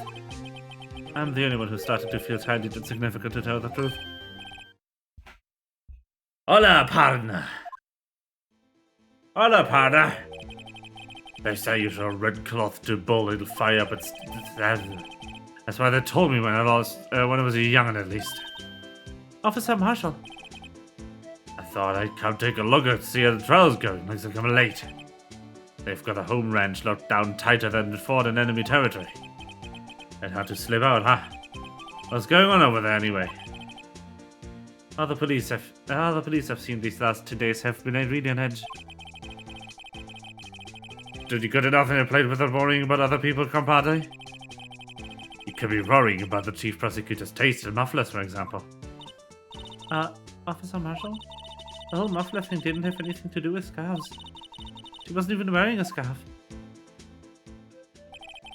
You did say. Why don't that just beat all? I think the red breeze blows a slender neck.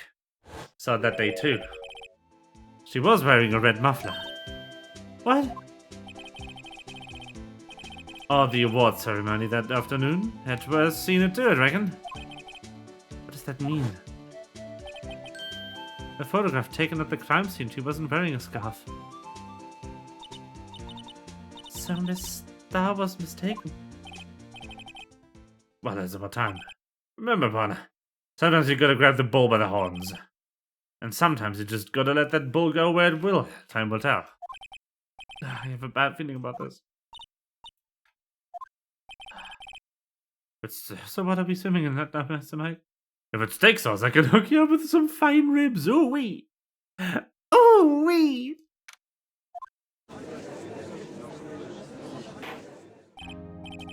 I'd like to resume. What's up? The judge keeps looking over the prosecution. There's something wrong, Mr. Edgeworth. Your face is blue, your lips are purple, and you're sweating bullets. That furrowed brow, those grinding teeth, those watery eyes. What's more, your eyes are unfocused. You're doubled over, your back is bent. It can't be. This can't happen. I wonder what happened, Mr. Edgeworth.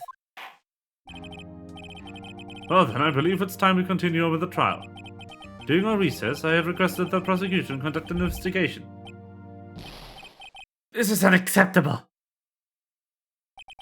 It seems the prosecutor is quite beside himself. Excuse me. Knock knock. Who's there? Hello?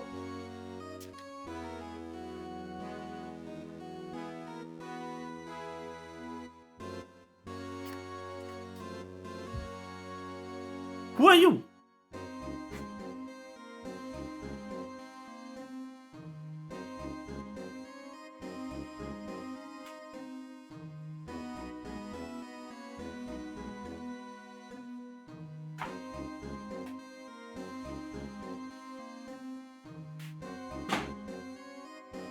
Who is that?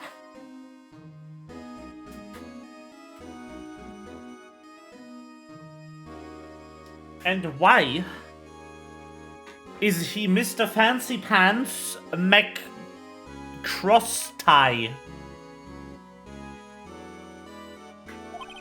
A strange stuffy aura seems to be filling the courtroom. I mean, he sure is a design. If I've ever seen one. Hey, the temperature rose 5.7 degrees when that man came in. Who knows? Who on earth is he? Ah, it's you.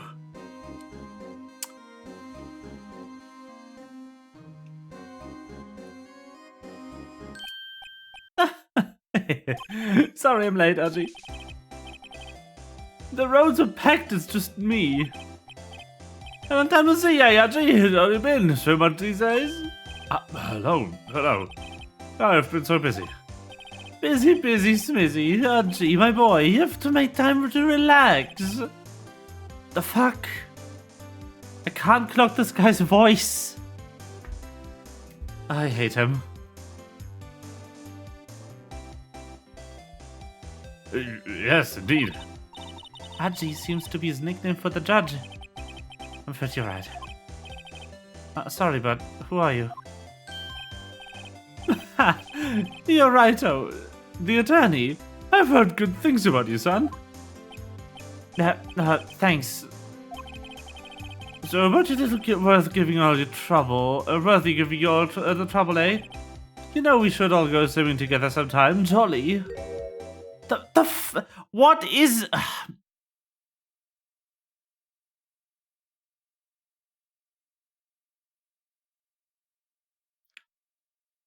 How is he supposed to sound like? His lines make no sense.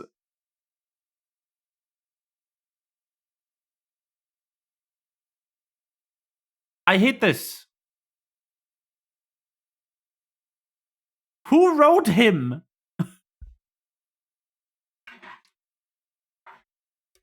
Little Worthy?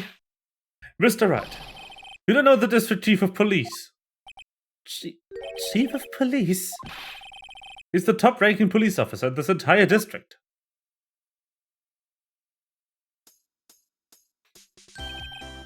Name's Gund. Damon Gund. Pleased to meet you, everyone. So, what do we owe this honor today? It's been over 2 years since you last came to this courtroom, hasn't it? Well, it's Worthy here. Look at the poor fellow.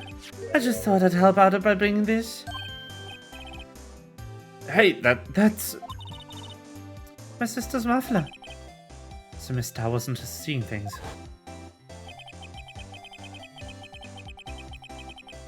When the crime occurred, Miss Sky really was wearing that muffler. But I think I was stuffed into an exhaust pipe.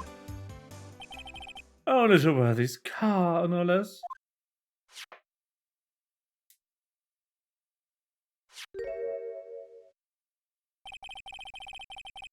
It's really quite embarrassing, even for us. What is this? It's what you call a switchblade knife. Quite perplexing, is it? Oh, by the way, there it is, the SL9 I called.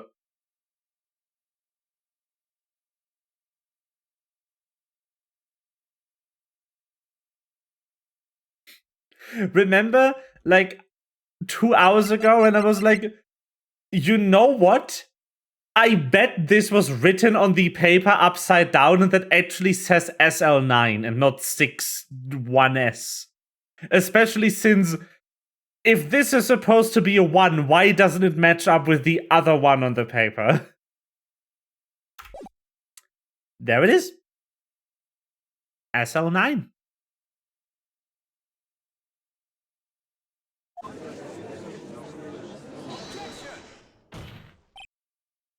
Chief, what kind of outfit are you running?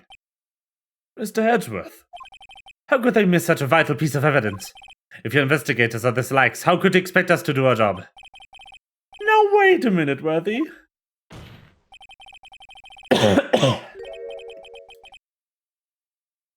I'm telling you to wait. Oh, you didn't hear me? Or didn't you hear me? Have a look at this document where it says person in charge of investigation. There's no mistaking that signature, is there, Miles Edgeworth? That's not fair. On the day of the crime I had... You had in the clouds because you got that award. I know how you feel. But you're the person in charge. I'll expect a written apology. What? Are you serious? Don't be too upset. We'll find a way to clean up this mess that you made.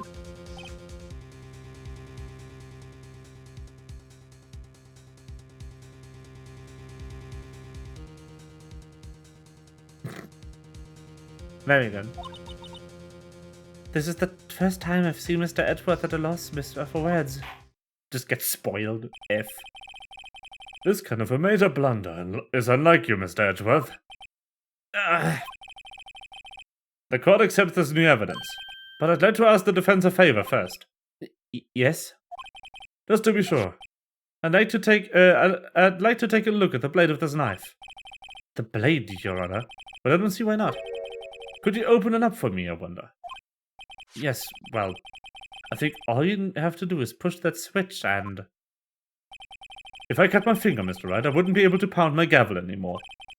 Yeah, but if I cut my finger, I wouldn't be able to point it at people anymore. Come on, just hurry up and open it. Once again, this isn't me, the game is playing itself. And it's slow as fuck.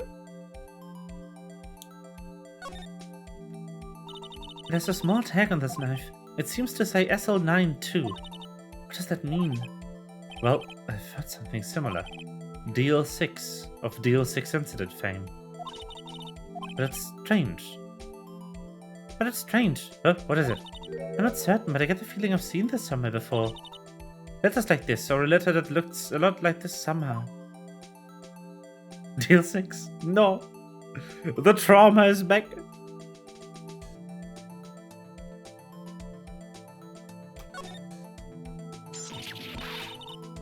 Don't scare me like that. I'm the one who's scared. Look at this knife blade. The tip is broken off. And the dark red stain. Blood?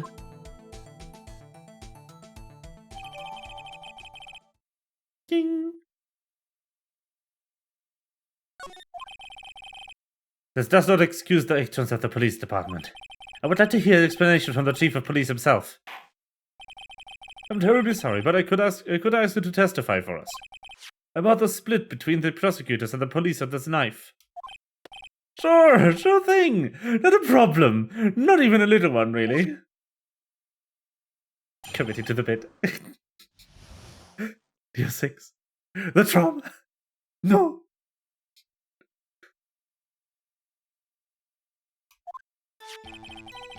This knife is special, but I can't say how here. Unless there's evidence to prove a connection between this knife and Goodman. That was a bad day for a department. We went in any shape to do any investigation. A detective was killed in the police department, see? What a mess. The time of the crime, 5:15. Scary coincidence, eh? Is not officially linked to this case, so I can't talk much about it. There was a murder at the police department, a detective. Let's hush such information, RG. We haven't exactly announced it yet. Wait a second. You said 5:15. That's the exact time Detective Goodman was killed in the prosecutor's office.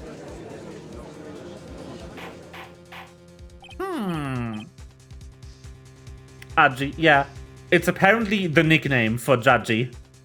RG. The J is silent.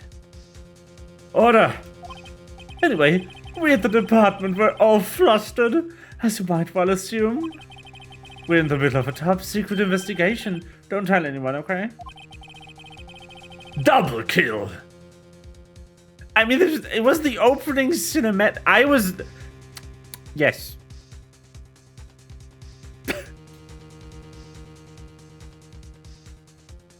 I think you'll understand the police department situation. Well, Mr. Wright. 2 detectives killed at the same time in 2 different places. The chances of that are really slim. Scientifically speaking, of course. I'd like to exercise my right to cross-examine the witness. Very well. However, Keep your questions focused on the case at hand.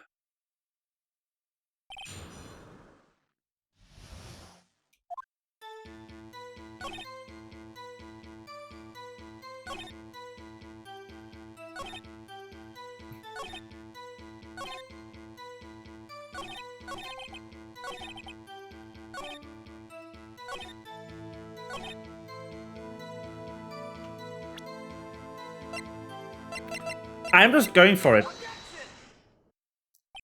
Wait a second. Ah, at last, an honest-to-goodness objection. This knife, it has to have something to do with Detective Goodman. What do you mean? An honest-to-goodness, what do you mean from Haji? This is great.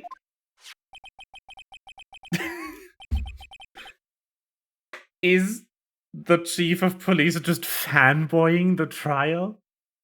Because, I mean, that is what Phoenix's life as a lawyer has been. Just, objection! Says something. Judge, what do you mean? I don't like him purely on the fact that I cannot figure out what voice he's supposed to have. And that just annoys me. Look at the tag of this knife. It reads SL9 too. And this is important. Why? Over here, we also have a memo that was on the body of the victim. Huh, what's this? 6 minus 7s, 2, 12, 2? Your Honor, it's upside down. Upside... The printed name in the memo makes it look like it's right side up. But turn it around and what do you get? Boom! Ah! Aha! Whoever wrote this note was holding the paper upside down. SL9. It's the same thing that's written on the knife's tag. Ding! Vibes. Order! Well, Chief. I mean, the fact that you like the vibes coming off of this guy means that he is definitely the murderer.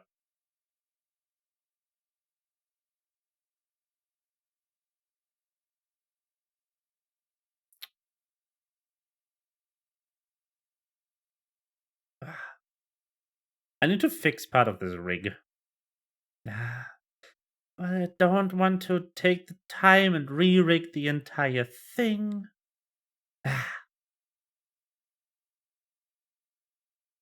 Well, I guess the cat's out of the bag. You win, righto.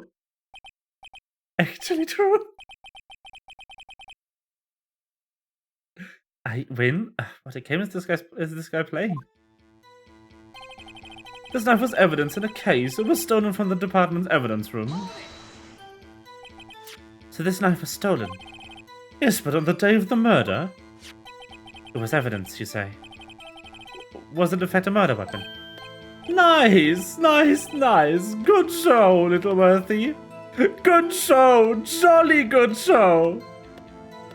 It was a murder weapon, as it happens. I figured out the voice. It was evidence from a case long since solved. There it is. Found the voice. Let's go. So this knife was stolen on the day of the murder. And it was found in the exhaust pipe of Edgeworth's car. He's just a happy little guy. He's just a small little man. A little scrumbly.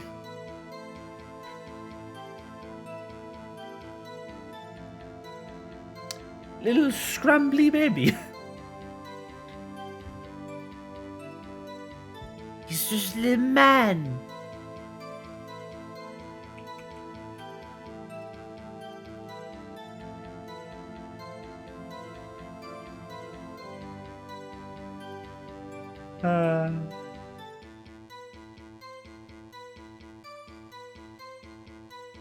I've seen Wish, the newest Disney movie lately, and my main takeaway from it was the villain was absolutely hot.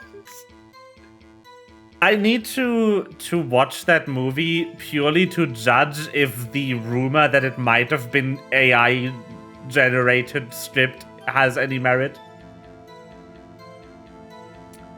It's like, it's one thing to use AI for inspiration or like as a tool.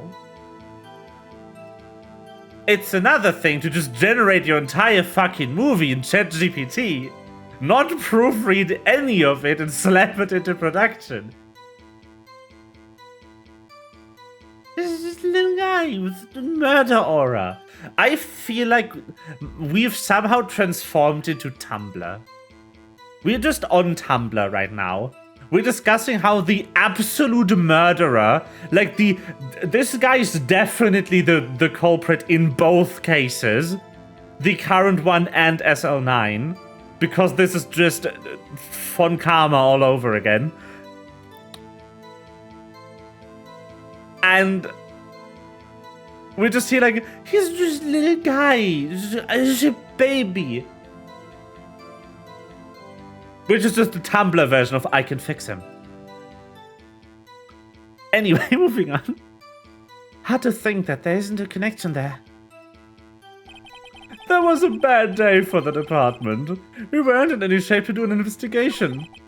A detective was killed. What a mess. The time of the crime, 5:15. Scary coincidence, eh? It's not officially linked to this here case, so I can't talk much about it. How can you say there's no connection? How? Because I'm the chief police. I can't see anything. I can't just say anything I please, Righto. You understand? Try to understand, Righto. Try to understand, Righto. What if you can't prove there's a connection? More power to you. Can't prove. Maybe there's something that ties the two murders together. Didn't I already... That knife.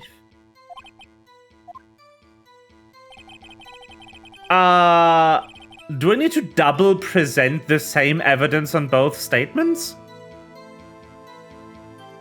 He's innocent. His name is Damon. He can't be evil. Why did I read that in his voice? You know what? You deserve it. You deserve the Gunt Damon voice. Or Damon Gunt. Whatever. Just double present it? Okay.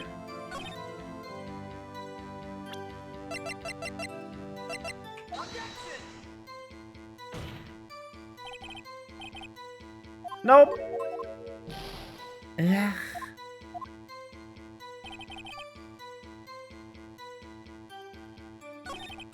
That was on the right statement though, right? Like I didn't fuck up and presented too early like a moron.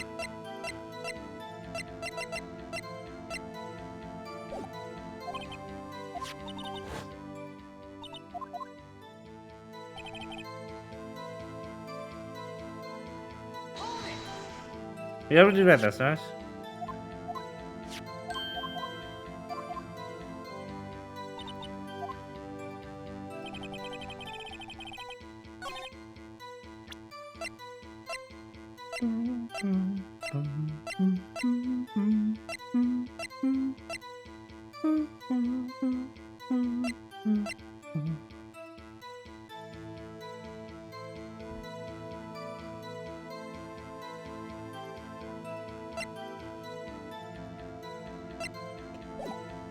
I'm confused. What does it want me to do?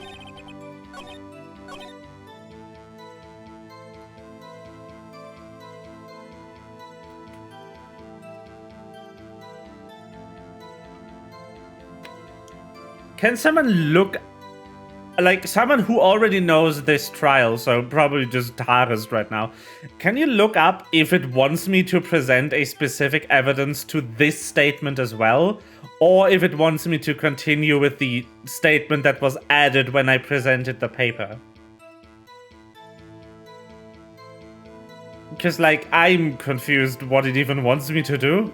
Because this statement is still here, we just proved the link.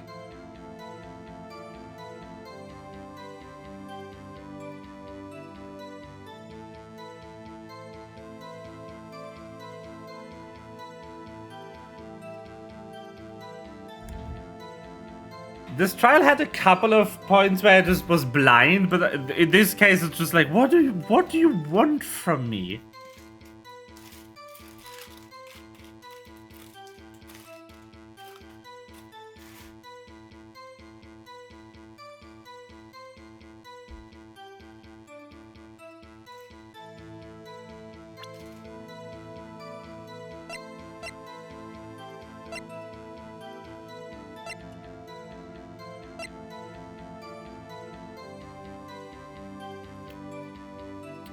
Sure.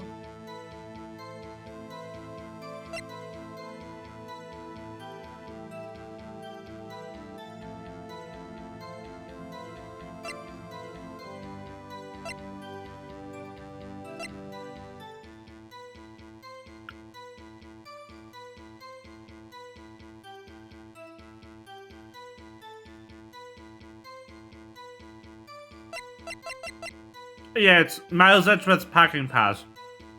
So far, this just explains why his car was in the prosecutor's office.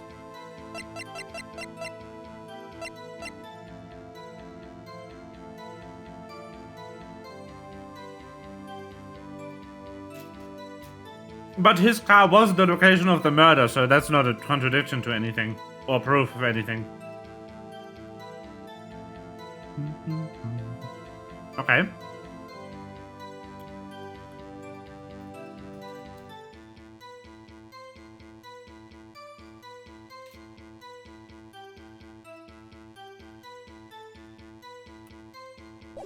So, there's two statements here. One is that the knife isn't connected to the current case, which we just proved it is.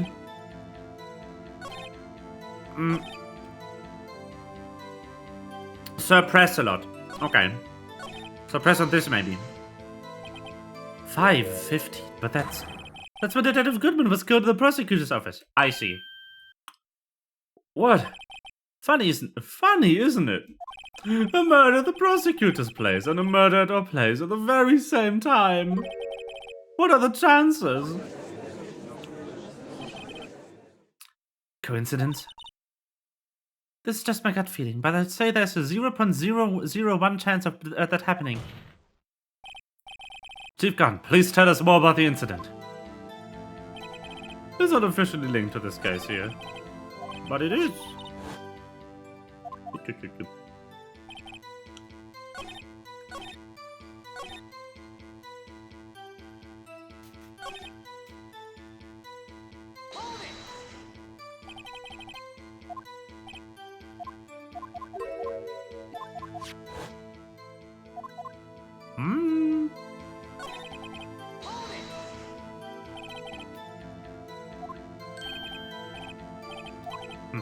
Something did happen, I wasn't informed. I wasn't informed, but you didn't ask.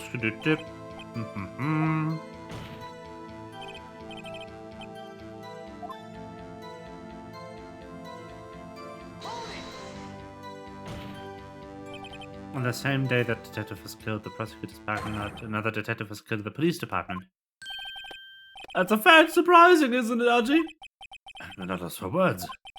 The perpetrator. Did you have a suspect? Well, there was a suspect. Just arrested him, in fact. Just arrested? That was quick. But there's still a lot of unanswered questions. Maybe you could help, Righto? I suppose I could help if you helped me by by giving me data in your case. Oh, good one. The kid's sharp. Okay, here's the deal. I'll tell you one thing and one thing only.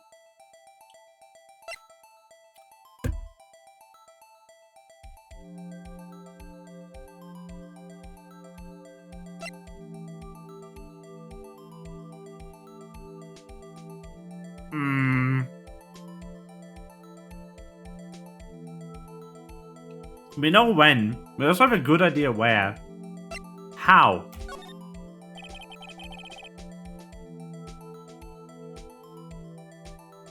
Well, how was the detective killed?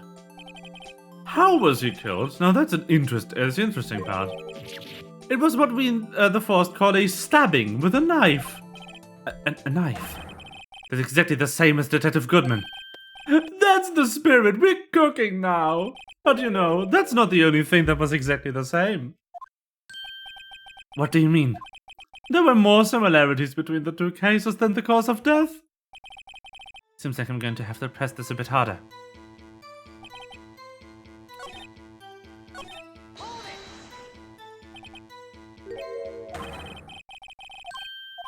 Funny, isn't it? A murder at the prosecutor's place and a murder at our place at the very same time. What are the chances? Coincidence?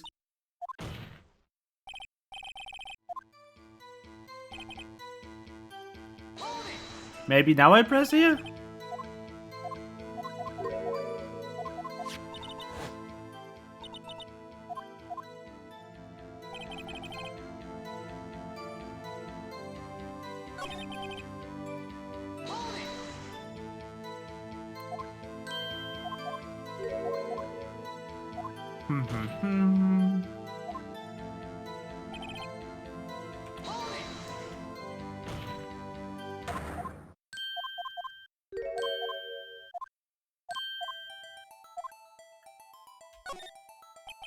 So tell me, where was the victim found?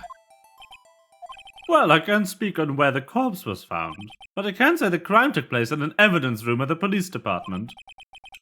The evidence room? Wait a second, I've heard of that. The evidence room? Didn't he mention that in his testimony just now? This knife was evidence in the case. It was stolen from the apartment's evidence room. That's the connection between the two cases. You seem happy, Mr. Wright. Happy? Happy, we just got handed a ticket to go turn on this case. With the link between the two cases established, we finally have some leverage. Now we can get Gunn to testify about the details.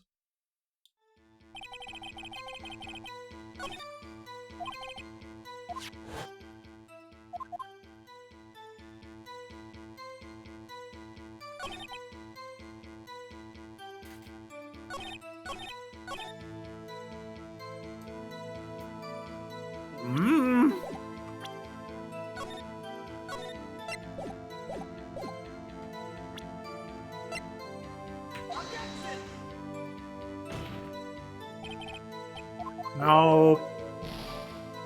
What on what statement?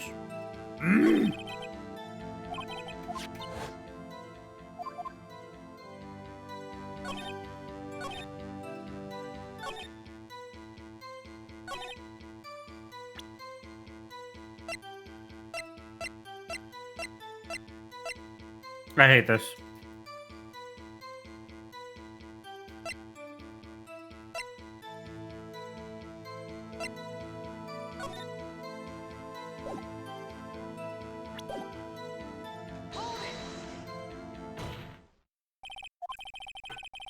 Oh, okay, there we go.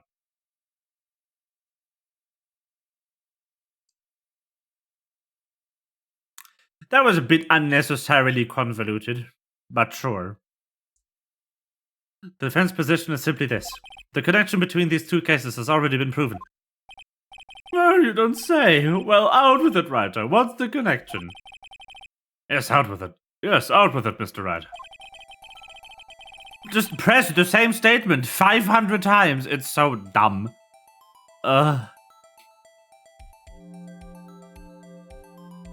Was a bit stupid. Especially since I already pressed that statement after pressing the other statement and it didn't do anything. I had to go back, press the other statement again, choose a different option, and then press this statement. Because proving the connection twice wasn't enough. The first Phoenix Wright be like, my snout has been pressed. I'm proud of you. The connection is a place mentioned in the testimony we just heard. The knife found in the lot was stolen from the police department's evidence room. Not to mention, the victim had on it the case number and the knife's evidence tag. And we also know that the detective murdered at the police department was killed in that very same evidence room. Indeed. There do seem to be too many connections for it to be a coincidence.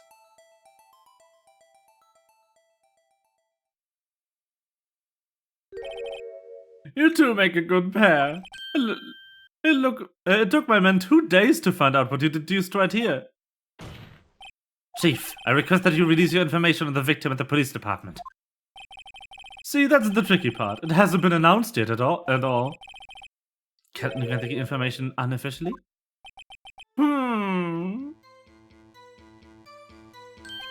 Sure, why not? It's unofficial after all. What? Really? Who would have guessed? I'll cooperate, but I can't reveal the name of the victim in the department, okay? If you're going to tell us a little, why not tell us everything? Oh, well, case information is sticky stuff. You have to do everything properly. Oh, well, I guess it might as well. Might as well. The victim's ID number. Okay, how about you tell me the victim's ID number? Sure, why not? Is that you'll be able to tell who it is from that? Of course not. You won't tell me their name, after all. We keep a tight lid on ID numbers, so don't go getting your hopes up. The number is Goodman. That's Goodman's ID. Well, that's quite long. We have to remember these. It drives me nuts. 82. I can't do it. You didn't even get the first number right. Well, Mr. Wright, does this tell you anything? The ID number of the victim at the police department. 5842189. This tells me something! Actually, it does, Your Honor. It does. I think. Meaning? It has to be what I think it is. But what does this mean? Well, let's hear what the defense has to say. You say the ID number of the detective who was murdered at the police department tells you something. Boom! Witness! What is it, Mr. Wright? You're grinning like a schoolgirl on prom night. No, it's just... I got confused. And this is news. Huh? Just come out with both guns blazing. Like you always do. The police department and prosecutor's office. 2 places, 2 detectives murdered at one time. Actually, I happen to have a police ID number here. Oh ho! Is it yours? No, Your Honor. I'm a defense attorney, remember? This is the ID number of our victim, Detective Goodman. Shame on you, Righto. Personal IDs are top secret. Detective Goodman's ID number is 5842189. Need an artwork of Phoenix and a prom dress at prom night. Commission it. Pay an artist.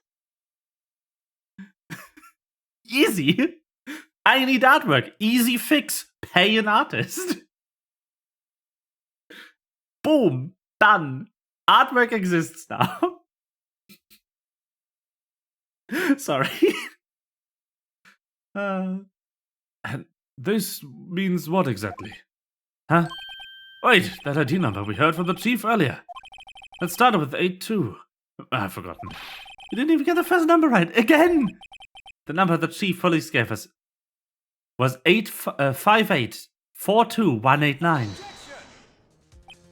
Wait a second. Right. What does this mean? That's what I want to know. The 2 ID numbers are identical. In other words, the detective killed in police department's evidence room was Bruce Goodman.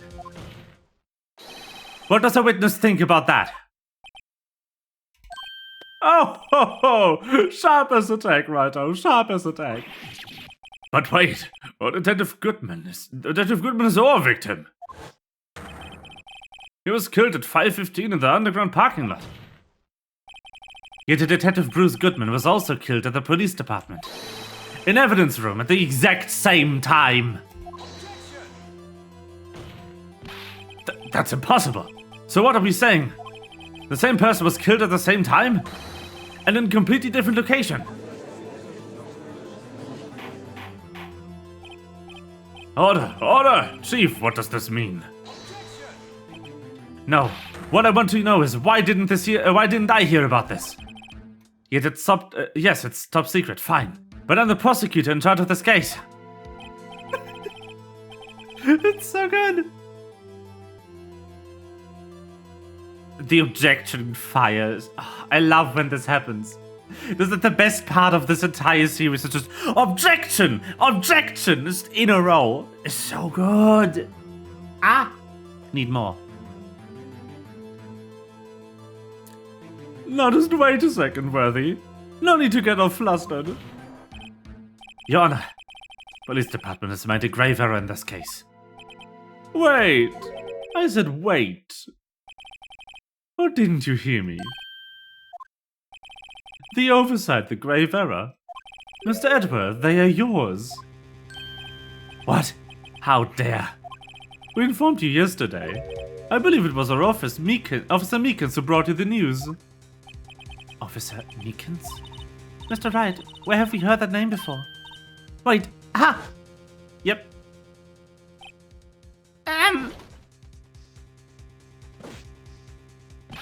Excuse me, but is Mr. Edward here on the premises? I'm here, sir, at the request of the chief, sir. You've got your report, sir. You don't mean him? According to Meekins, you didn't accept the report. Hard to believe. But your officer, he told me.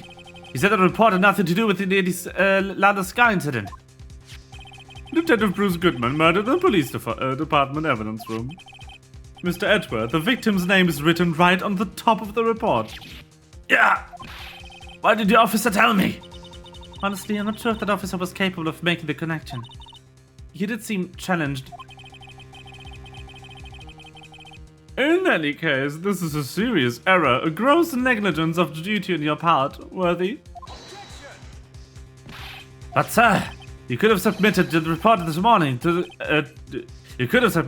that report this morning to the court as evidence. Then Are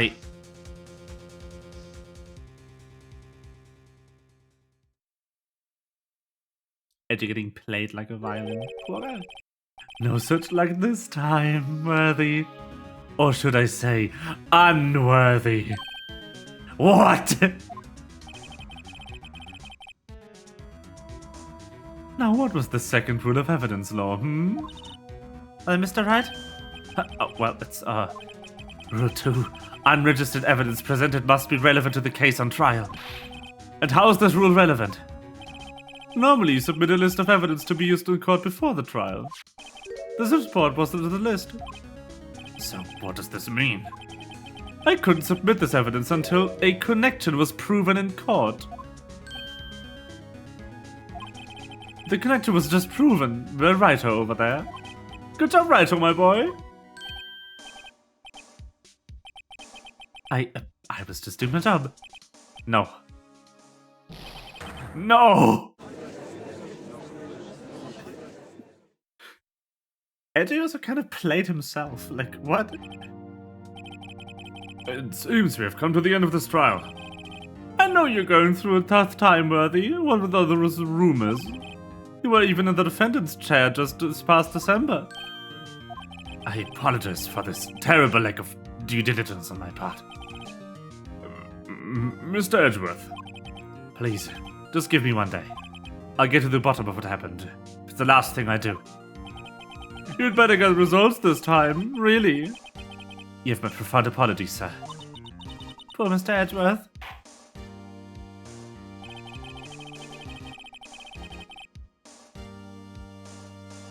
I didn't think there's ever been an error in this series in the history of this court. I will grant one further day as the prosecution has requested. Will that be sufficient, Mr. Edgeworth? Yes, Your Honor. Thank you. Whatever your punishment for this is, for your sake, I hope it is not decisive. Very well. Court is adjourned. Ding!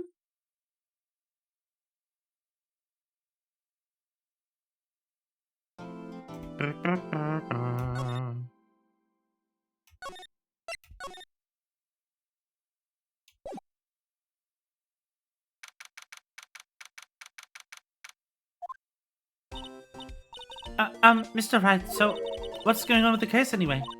I'm a little confused. Huh? Well, let's see.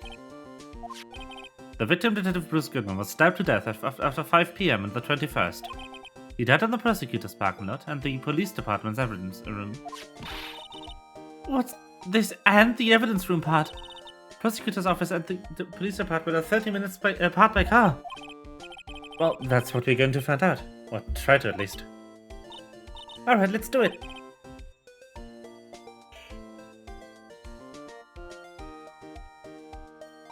Glad she's in good spirits, but I'm not sure she's going to be much help with this. Don't please, you're sure, Mr. Red. Huh? Look, we're in this together, right? I'll prove that these thick-rimmed glasses of mine aren't just for show. Let's go. Science awaits us. Science!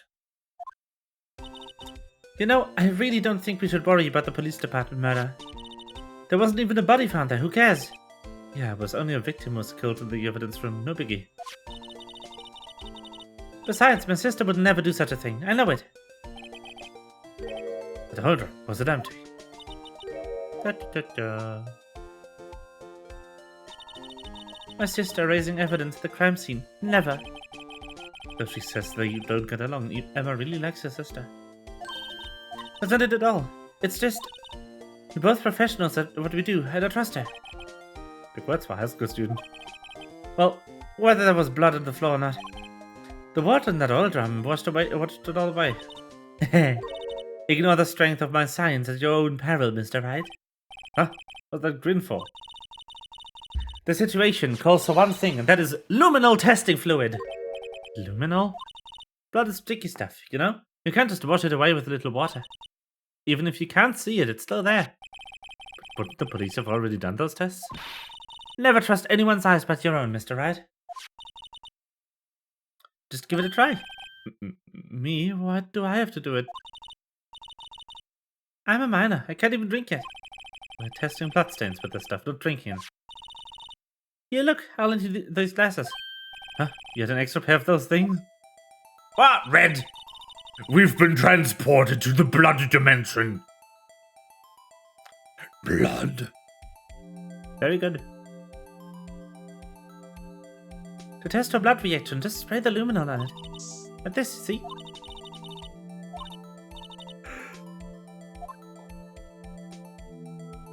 Find some bloodstained ritual of the night.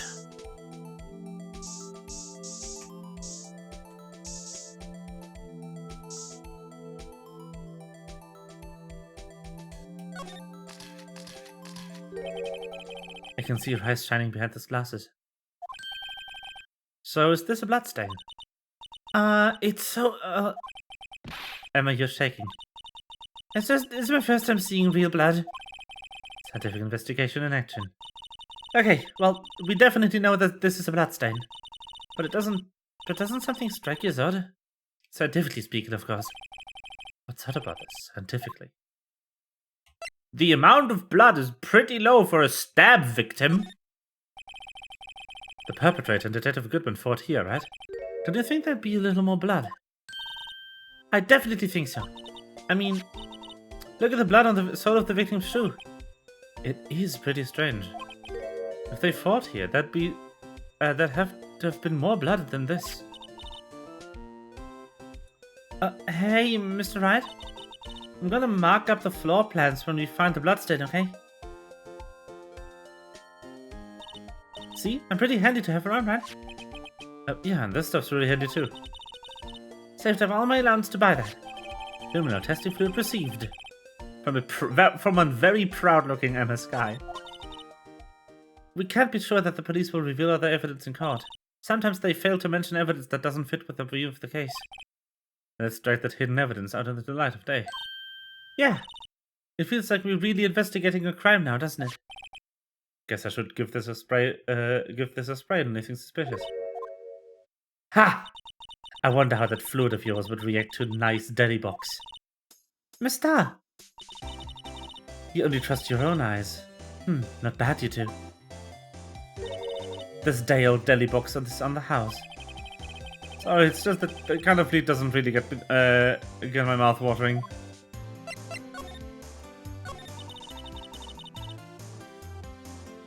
You certainly put me in a tight spot today. My apologies, Miss Star, but... No, it's okay. It was my fault. Oh, we know. I witnessed everything for that security room right there. But I was afraid that it wouldn't sound convincing enough, you see. I was wrong to think that. I'm sorry. Sorry you lied on the witness stand. It's unforgivable. Little girl, don't forget what's important here. Even if the place I witnessed the events from was different, I still saw what I saw. The chief prosecutor's guy stabbed a man in cold blood, and their testimony still stands. I swear to my honor as a detective. She stabbed Goodman. She stabbed Goodman. I know this photograph has something important to tell us, but what? So, you were a detective, weren't you, Miss Starr? Yes, it was a long time ago. Well, 2 years ago. No matter how hardened the criminal when they faced me, they coughed it up. Coughed it up? They confessed. They babbled like babies. You know, I may seem like a demon sometimes, but I can be an angel too. I wouldn't doubt it. Every day I dragged the dirt off the mouth of suspect after suspect. And before long they called me the Cough-Up Queen. And you thought someone had gotten food poisoning from your lunches. Love it! And you were let go, fired. I thought that I found my dream job when I became an investigator. And if these prim and proper prosecutors hadn't let me go, I'd still be one today. I can't read! It's all because of that case. The SL9 incident. SL9?! Wait, she doesn't mean...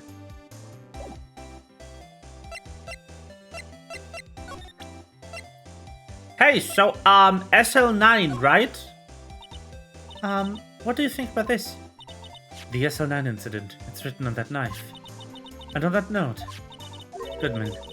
Good was the head detective of that case, you know? Really? That knife was evidence on the case. The murder weapon. It was due for transfer the very day that Goodman was killed. As I suspected, SL9 isn't over. Not yet.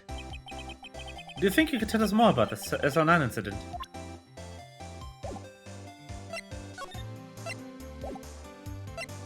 No! We're terrorists! Do I need to say deal 6 for Taris to show up? Is SL9 not terrifying enough?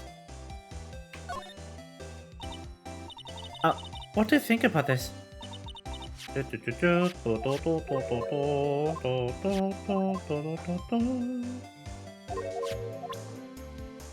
Apparently no.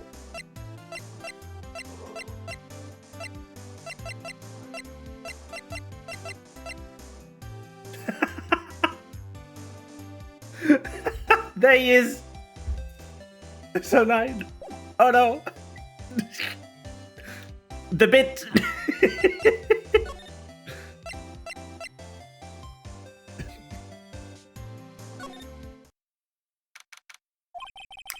It's even busier here today than it was yesterday. The detectives are running around so fast they're blurring.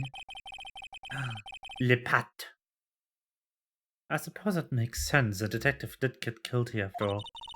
So the evidence room of the scene of the crime. According to the pamphlet we got at the front desk. Here it is. It's like a kid in an amusement park. Oh, a real crime scene. Let's go take a look.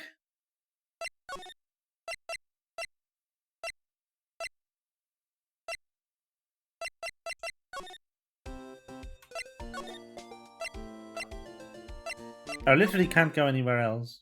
Except for maybe the detention center if I menu correctly.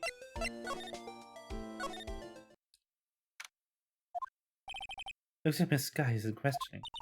How the detectives aren't yelling at her. How did you kill him in 2 places at the same time? Can you imagine? How is she supposed to answer that? Wait a second. Did Miss Gant say they'd arrested the suspect in the police department's murder? Let's come back later. Sus. Oh, everyone looks deadly serious. Oh, there was a vicious murder of the detective down in the police department. Yes, but the same detective was also killed at the same time the prosecutors lot. That makes my head hurt. Well, first things first, we got to check out the police department crime scene. Yes, you sound dead set on investigating. But don't mess up, or we could wind up dead. I doubt anyone wants more mysteries and dead bodies around here right now. But it doesn't look like anyone's going to help us much either.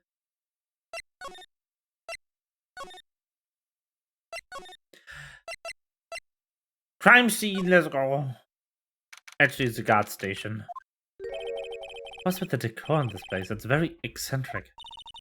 According to the pamphlet, this is the guard station for the evidence room. So beyond that door is the evidence room, the scene of the crime.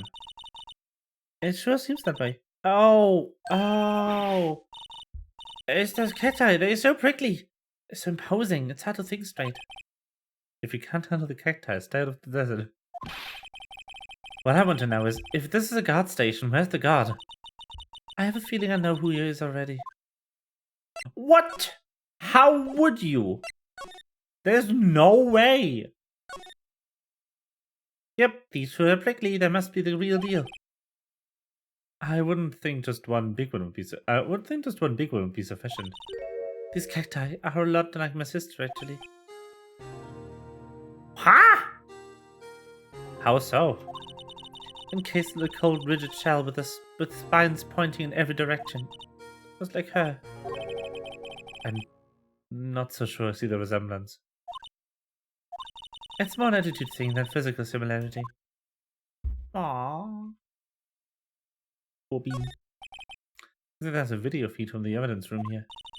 There's a light blinking below the monitor. It says recording. I bet we could use this computer to check on who went in and out of there. Ooh. Useful.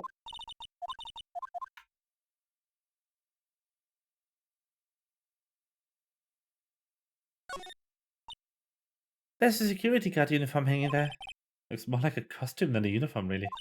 A leather jacket, leather pants, a leather... What's it called again? A punchy? A paunchy? A pinchy? I know! A poochie! Wait, maybe that wasn't it. It's a puncher, but I think I'll keep that information to myself for the time being. Poochie! It's a Poochyena, you know? The Pokemon. This is too funny. This is the first thing I saw after the cactus. It's just the fucking trap on the floor. Look on the floor, a lasso. It's like set up to trap something. A trap? Here, wait, I know. Maybe someone's trying to catch a wild bull in here, but the lasso missed. I'm sure I have an active imagination. The evidence room is beyond the door. Let's just walk in. But open. You found it open? I think we need someone's permission to get in there. Someone's permission, you sir. The swing door makes the place look like some kind of saloon. Look, it's laying shut. You can't get in that way. Of course not. If you went in through here, the cactus would fall over. Ouch! I think it'd be more like yeah myself. Of a yarg. Yarg. But yeah, I wonder who the security guard of this guard station could be. There's also a lot of booze for a guard station in a police department. Like, wow.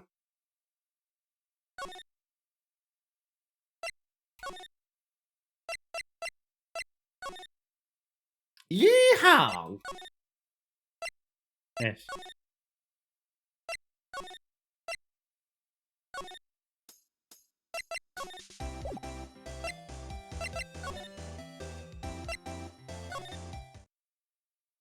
Uh-oh.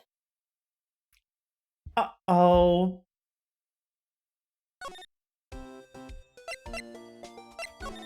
I need to figure out what to do again. No. I don't wanna. Fine.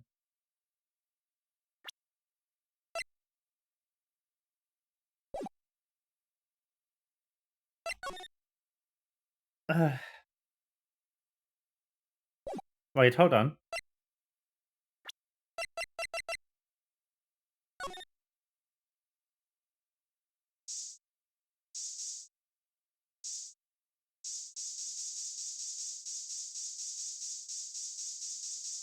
Okay. The thing was in the opening cutscene, so I was like, Oh, was it that one?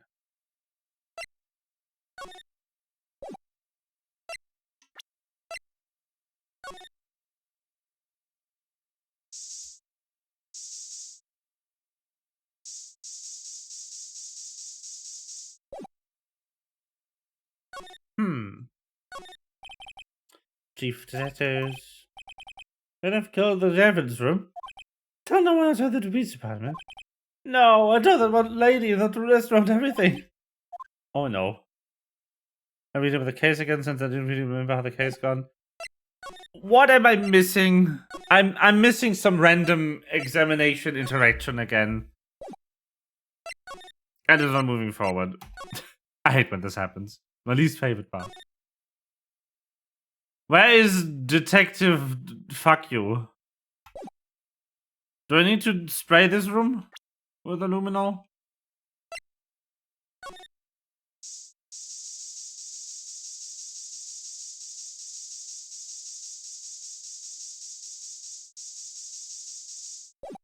There's a suspiciously low amount of blood considering someone was murdered in there. For sure.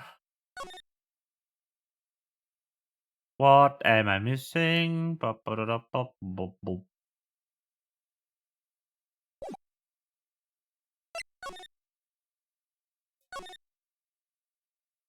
only person I can even talk to is the woman.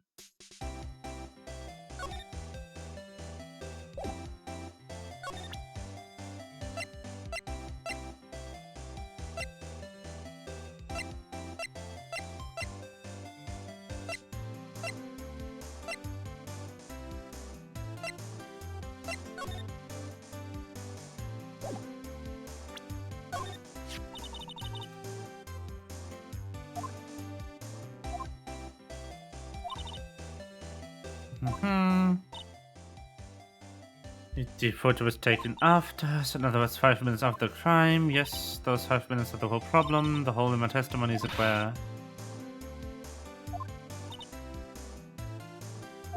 Assuming disregarded before, I wasn't going to have disregarded again. Just take that time. That time? Ah, fucking finally!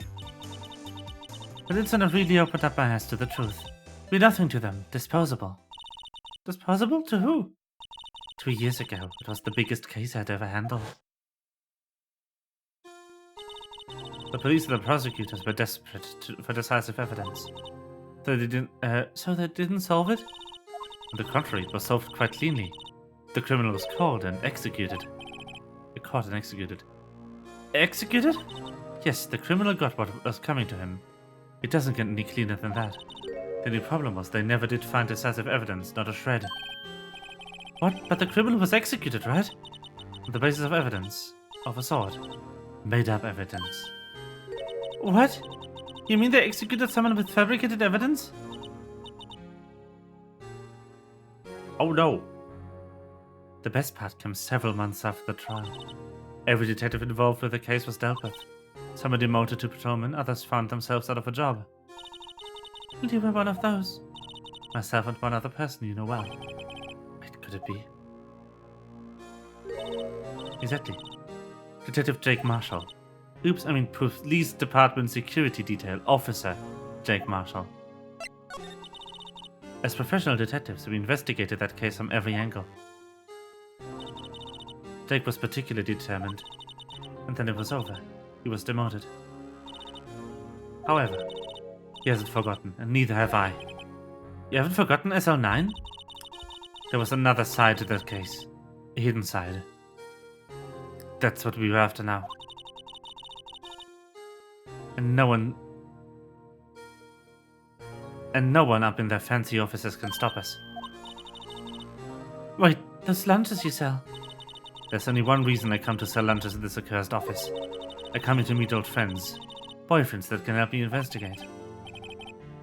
Miss Star's old boyfriends. How many does she have anyway? Just when all the detectives and SL9 had disappeared, we found the evidence. There's to be a connection. So, Rookie. What? It seems like you're serious about investigating this case. Yes. Then you should take this. Salisbury steak lunch. I know a certain guy who might help you if you tempt him with this treat. Mr. Officer Marshall, is the guy, is he are you going out? Why do you want to know? I was just wondering what happened to him. A long time ago, when he was helping my sister do cases, he was so nice. He got along so well with my sister, it made me jealous. And he was nice to me too back then. Even Officer Marshall was a detective. Now he's so cold. Jack and I are merely cooperating on this investigation. We put the past to rest, as it were. Nothing more than that. I see. Don't forget SL9. Yes.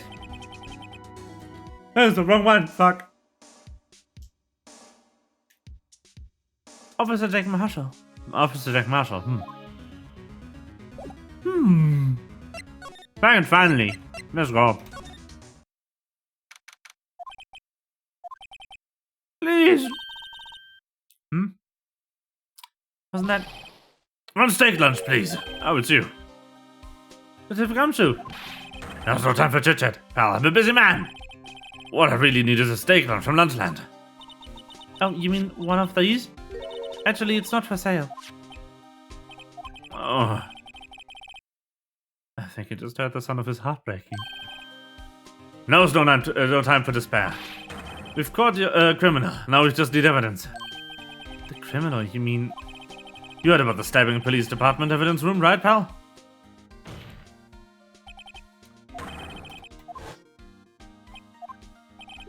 Yes. It's the biggest scandal to hit the station in ages. Everything's topsy-turvy. But did that come true? Who was it? Listen, pal, all I know is I need to be a steak lunch and pronto. Standing around here talking isn't going to fill my belly. Wait, don't leave! If you want to know more, head down to the detention center, pal. Questioning should be over, so I figure he's down there having a good cry. Later! Gumshoe! Given off to the evidence room. Well, this is an investigation.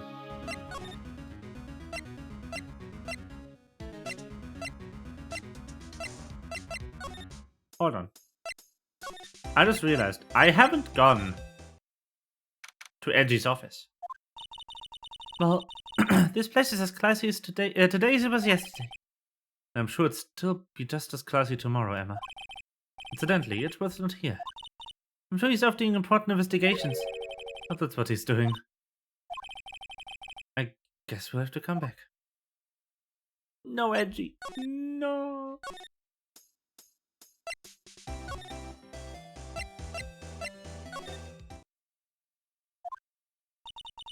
Still, I do feel better about things, a little. I mean, they caught the person who stabbed Detective Goodman, didn't they? Yeah, I guess they did. Best not to go too far down that road right now. Things will just get confusing. What was that? So, it was on train. Me, a perpetrator? I was the perpetrator against, sir. What did I say?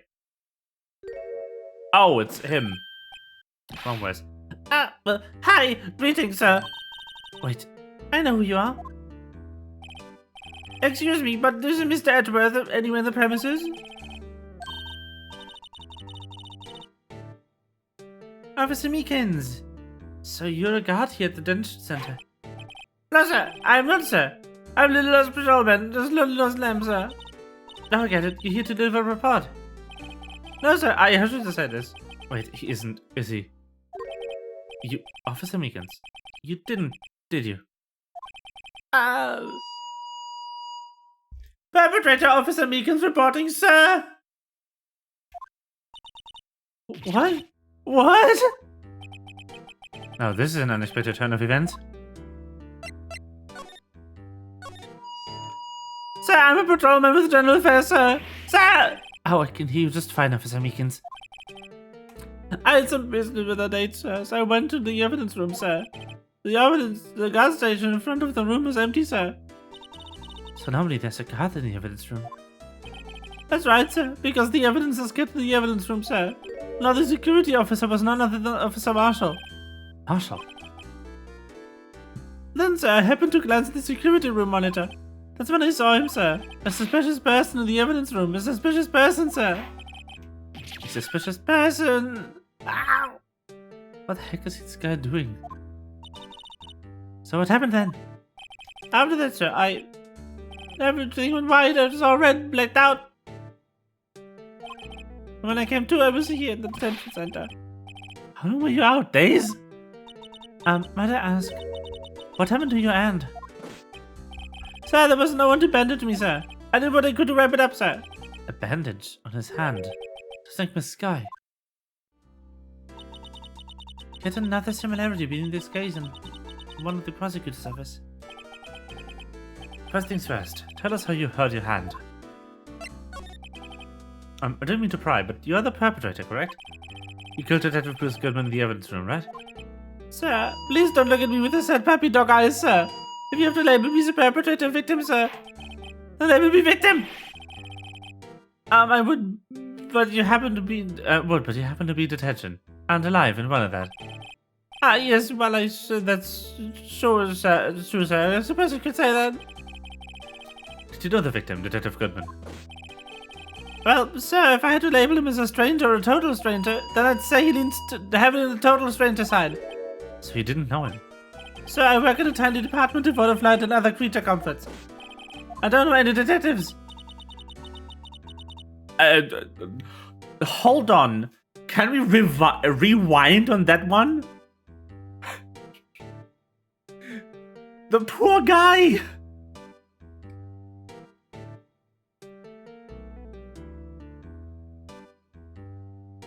Unbelievable.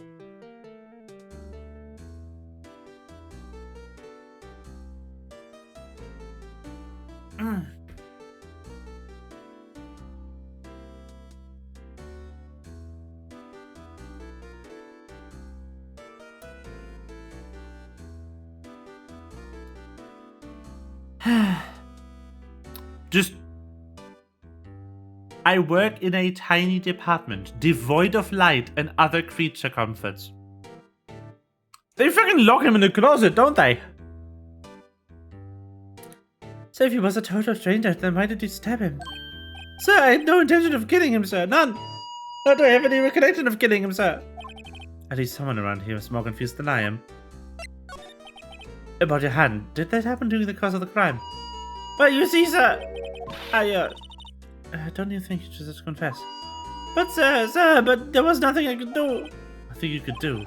To tell the truth, sir, what had happened, when the detective pointed the knife at me, just told me, sir. The next thing I knew, I was conscious. Next thing you knew, huh? And when I opened my eyes, I was alone in the evidence room, sir, all alone. All alone because Detective Goodman has disappeared. What? That's when I looked down and was gushing blood from my hands, sir. Oh, the shock. Can you sorrows? Oh, the sorrow, sir. Can you imagine how I felt? The victim's body disappeared. That's some story.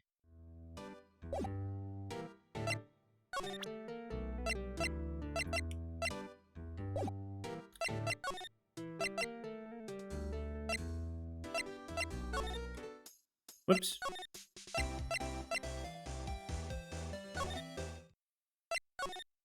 Okay. Okay. Interesting.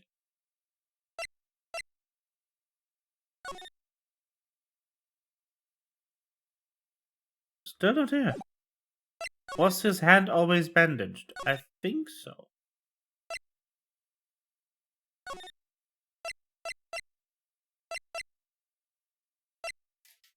I mean, we've only seen him after the crime occurred, so yes.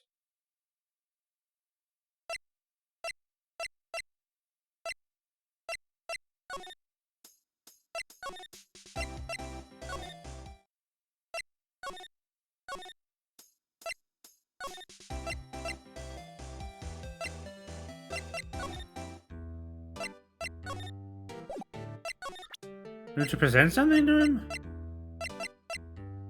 Ezra 9. I'm sorry, whatever it is, just had to rather.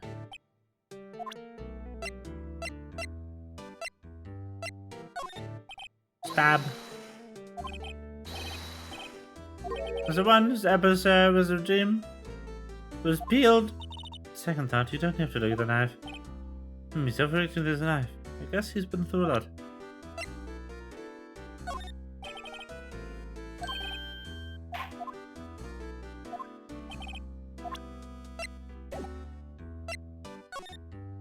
I have a question to him about his injury. He told us. The hand was cut while he was unconscious in the evidence room.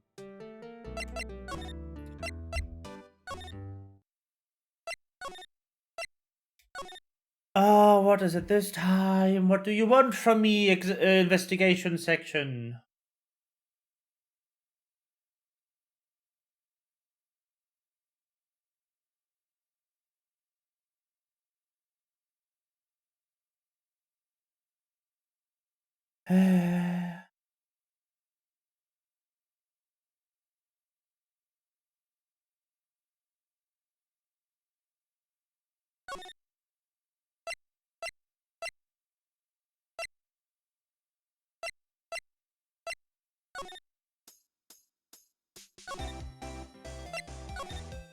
Eddie, you home? No.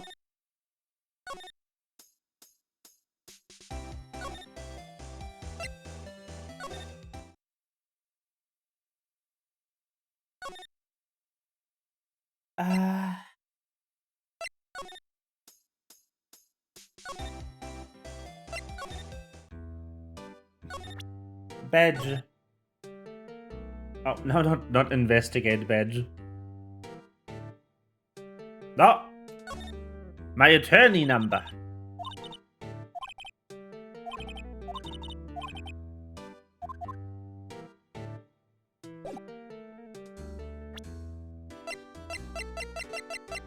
I mean, some of them are funny. This one is just,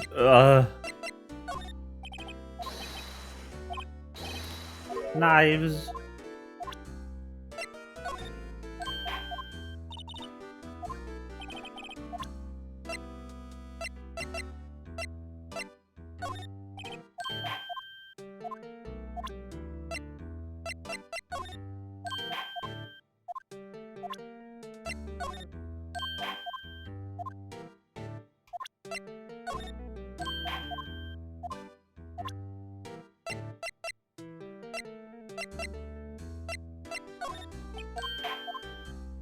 And Spellecton versus AA was so amazing.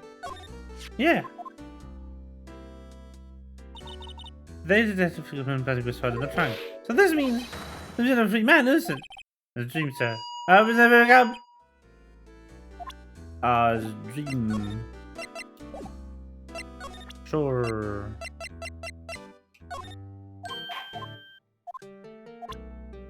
What do they want?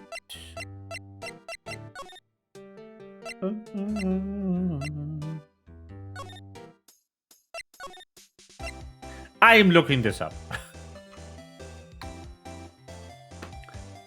I would like day 2 investigation.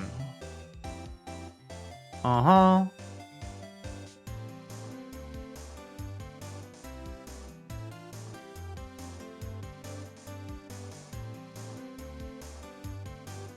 I see.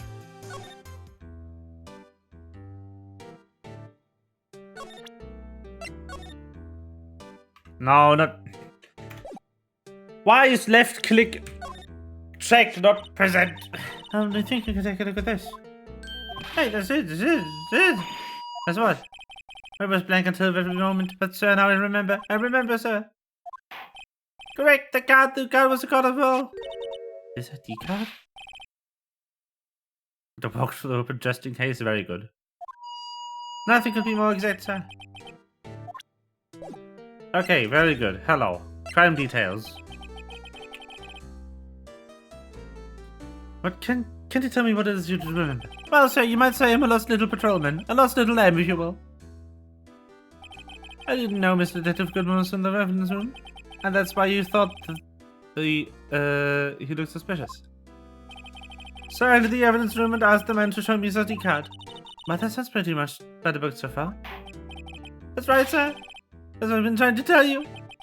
So I asked Detective Goodman to show his ID card. This thing suddenly pointed a knife at me. What? So I assure you was as lost as you are right now, so I whooped him. Goodman pointed a knife at him. Do unto others before they do unto you, my own father's words, sir. What happened then? Well, my eyes, sir. Everything went right. When I woke up was here. Right. So, Officer Meekins, why is it that they arrested you? What do you mean, Emma? Let's look at what we know. Now, Officer Meekins didn't know Detective Goodman, and the victim who we met at the scene of the crime didn't show us ID card. In other words, we have no way of knowing if the victim was really the victim. And if the body just disappeared from the evidence room, we don't even know if anyone was stabbed. That's what I was trying to say. I did say something along those lines. Huh? But he still ended up here. They told me that it had to be him, sir. On that day, at the time, Detective Goodman was definitely the evidence room. That's what they said. But you don't remember the events clearly. No, but the videotape is quite clear. Huh? Videotape? From the security camera. The crime, the crime I saw to stamp it out. It's there, it's me, it's on the tape. And you waited until now to tell us this? I'm sorry, really sorry. I'll hand over my badge. I don't deserve it. No thanks, I have my own. My badge is way better than your badge. Who even likes police badge when you can have better badge? Hey, Mr. Wright, look who's standing at the chief of the detective's desk. It's Police Chief Gunn. Aren't you sure this is all? You know what this means if there's anything missing. Sir, I'm sure it's most likely totally perfect. The sheet cushion behind the computer monitor inside the personal coffee machine. I see. Well, if anything does turn up, you call me right away, deal? Yes, sir. We'll scour the place again, sir. The chief of detectives looks a little flustered. Ah, righto, my boy. How you been? Swim much? Chief Gunn, reporting for duty, sir. Why are you saluting him, Mr. Wright? Is Edgeworth going to be okay? Oh, Worthy. Oh, you know, they're doing a little injury committee with him. Sounds like an inquisition. Yep, well, they've no end of trouble with the boy since last year. You mean since the incident at God Lake? It doesn't look good having top prosecutor sit in the defendant's seat, does it? And you got someone else found guilty in that case, right, Righto? Von Karma.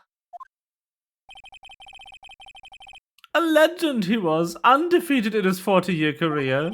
But in court he fixed it, so he was caught for forging evidence. Wait, he didn't do anything wrong, he forged evidence. In any case, the prosecutor's office is in a bit of turmoil, you might say. Attorney badge! Yes.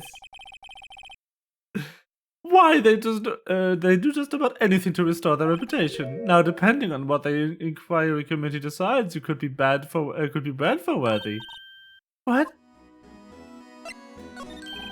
It's downright odd, I tell you. And the detective got killed and stuff too, I mean. There being the prosecutors, I assume. Scientifically speaking, it's impossible. Badge! Yes, but that's what the evidence is saying. Goodman was stabbed in 2 locations at the same time, that's what it says. What evidence is this? Now, Righto, I can't give away all those secrets just like that. And this in particular, well, it's a little sensitive and I can't talk about it. I wasn't expecting much anyway. You know, one thing I hate most of all is hiding stuff, secrets, can't stand them. But you know, it's a full-time job just keeping the chief of detectives strapped shut. He was the one who you had preyed on earlier. Oh, you saw that? Whoops! I wonder what it was that you wanted the chief of detectives to do. Let's see if we can kind of discreetly ask him.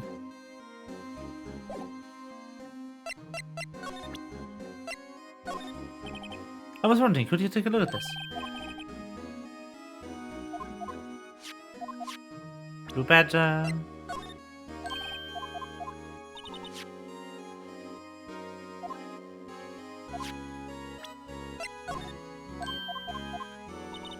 Just present everything. Actually, badge!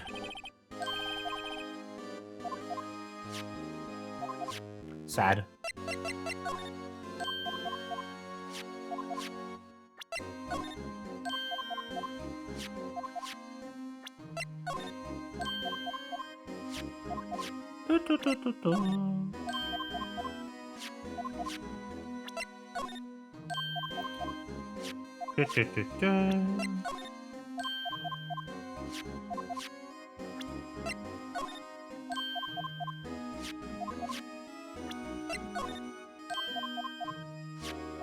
Bedge.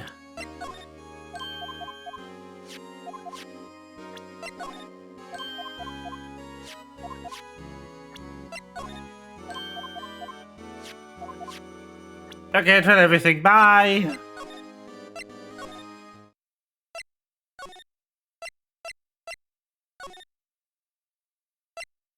Seriously?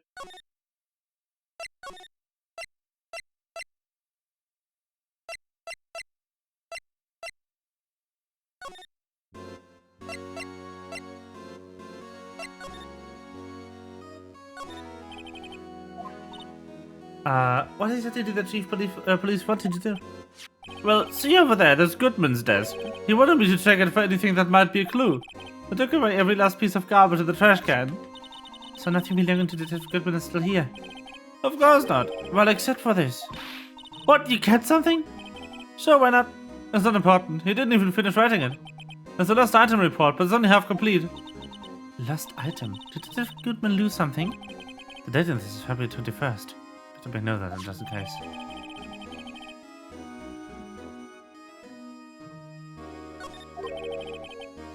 We really get back to the investigating the police department crime scene.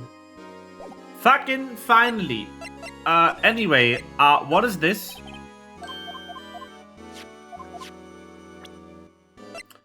Badge? Aww. Move! Most important item. Badge.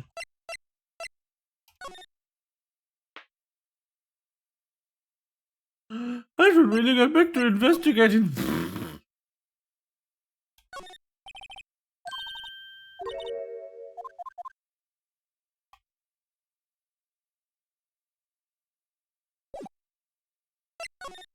I should get back to investigating the fuck you. Ugh. Why can't I? Why is it still not? What is happening?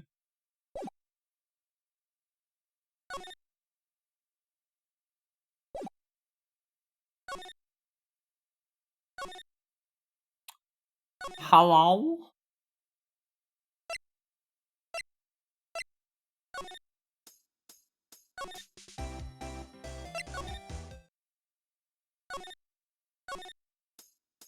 Hey, would you like to look at the lost item report? ID 59 221 Bruce Goodman checks out.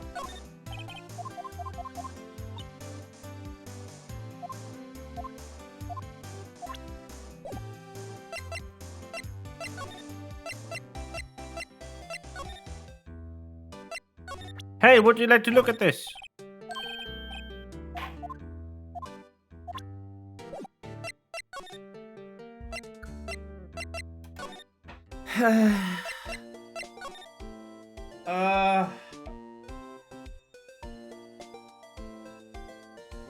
But the actual fuck, why?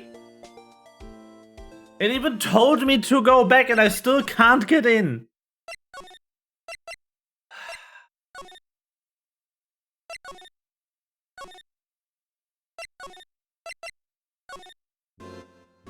Does it want me to like grab the random desk?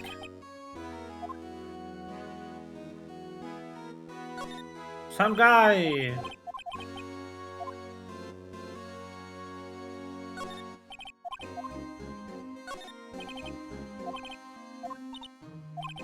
Blue Badger. TM.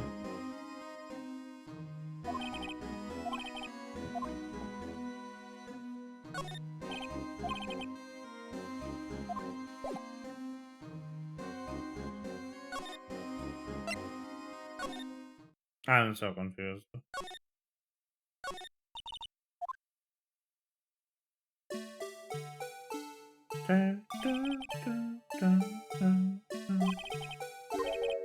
The police department has been dancing around. Just can't help but feel he's going to do something naughty. No. Salute was an eye test.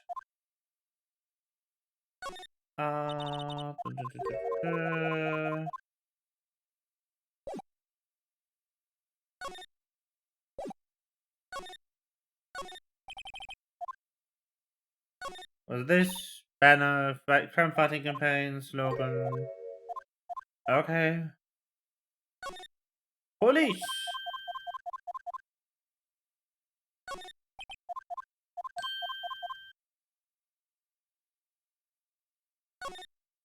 Entrance!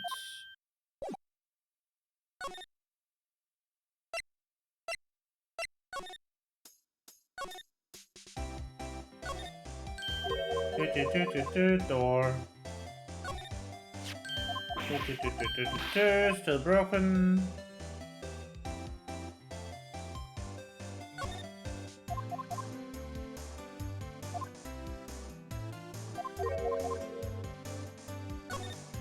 Slide. The notes. How did we miss the stuff in the exhaust, by the way? The cast is on compare.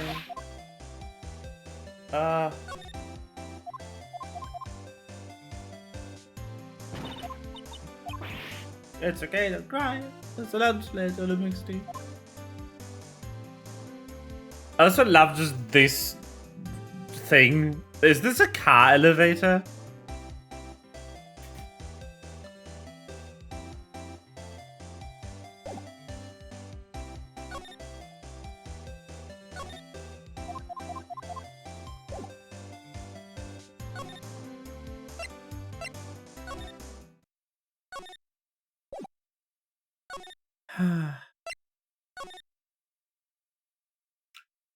What the fuck?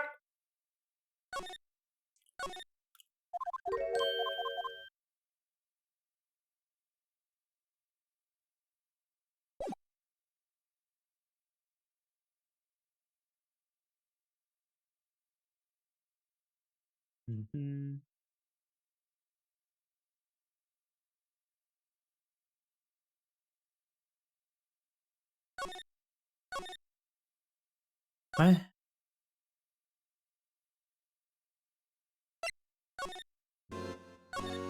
Ha! Where did this come from? I wasn't here before. Actually, I was wondering if I could ask you a favor. Well, never thought the day would come when Wright asked me for help. I was wondering if you could investigate the evidence room. Thonk. No, Righto. Actually, I'm sorry, I don't need to investigate after all. Righto, please. I look like a selfish man.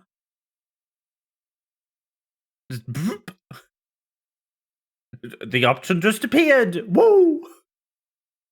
Huh? Heck, if anyone asked me, sir, can I borrow $50? I'd give them $50, no problem.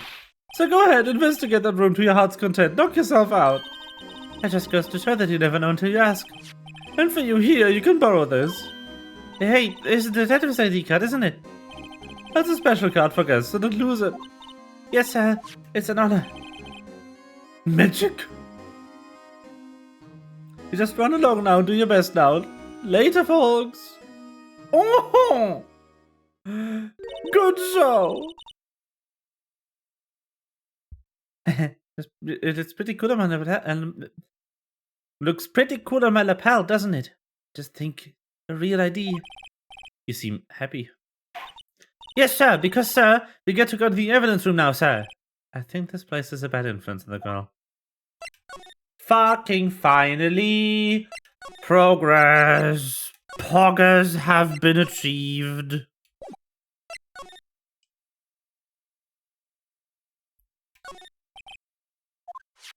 Beep!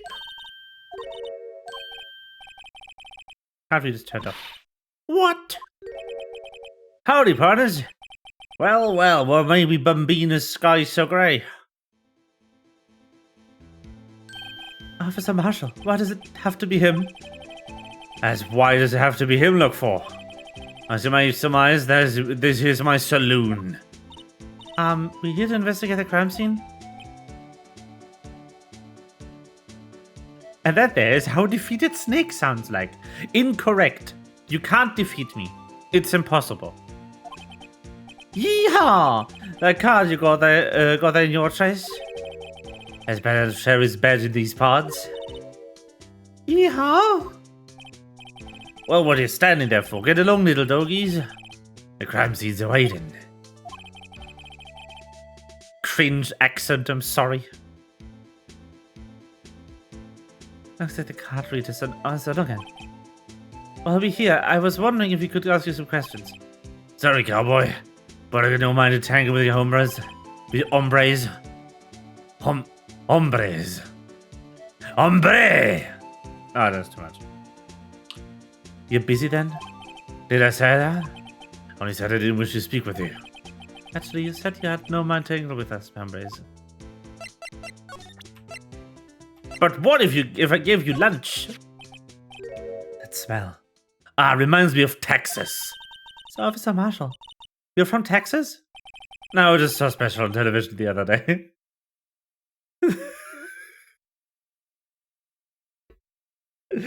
Nah, I just saw a special on TV the other day, and that's why I'm dressing this stupid.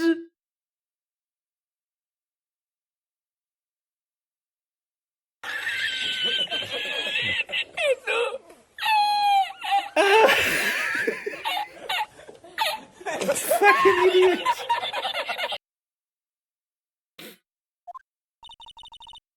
Yeah, Mr. What's this? What's wrong? A fillet steak lunch. I see. I don't see. I wonder what it means. Alright, Bambina, you win. Ask anything.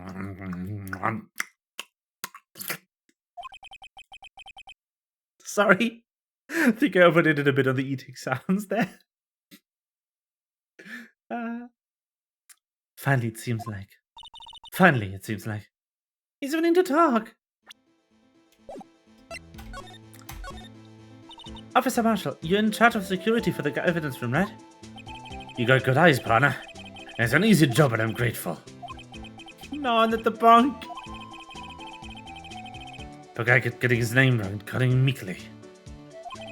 He told us something. He said that when the stabbing occurred, you weren't at the station. Well, maybe I shouldn't be telling you this. But since I got demoted from detective 2 years ago. Well, I might not look it, but I lost fire for a job, you know. So, what were you doing around 5:15 when the murder took place? Well, I reckon I was galloping down the highway in the back of me steed Zippy. Pet. Yay. Note, he was riding down the highway on his horse named Zippy. There's no need for people here anyhow. These newfangled machines do bang up job for keeping an idle place. Okay, I'll be stretched. Hold on.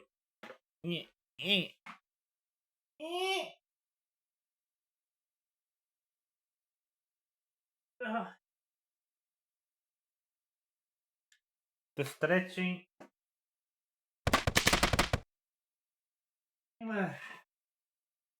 Nope, can't. I'm not planning on streaming much longer, so I will refund that one.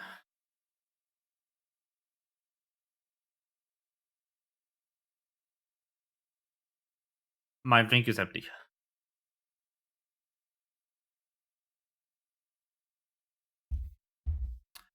You mean the security camera system? I don't take to machines much. Kinda like that stewed broccoli that's sneaking next to your steak, you know? Miss Starr told us something. She said that you were a detective until 2 years ago. It was always my dream to be a right-away wrangler on the scene of the crime. It's all gone now, like a drinking on a prairie fire. You're still investigating the SL9 incident with Mr. Starr, aren't you? It was my case. It all solved in the record books, but it smells like a bad game of poker. Can't let it go. It's all there is to it. Finally, what kind of cave was it anyway? You've heard the name so many times, but no one tells us what actually happened. There are some things you're better off not knowing, Bambina. Anyway, the case is officially dead as of 2 days ago. 2 days ago? The day of your case? That's right. The evidence transferals. Edward was talking about the transferals too. I know what maybe 2 of you machines in here do. Only 2 of them? There must be a dozen. Like I said, Bambina, me machines, well, I like them about as much as that stewed cauliflower with mistakes. The easiest one to understand are these security cameras. Those are the ones that Officer Meekins mentioned. If nothing happens, the tapes are automatically erased every few hours. And Officer Meekins and Detective Goodman are they one of those tapes? I reckon there might be. You're the security guard and you reckon? One more thing. When you go to the evidence room, you need an ID card. That's the card reader by the door. The card reader leaves a record of every idea that passes through.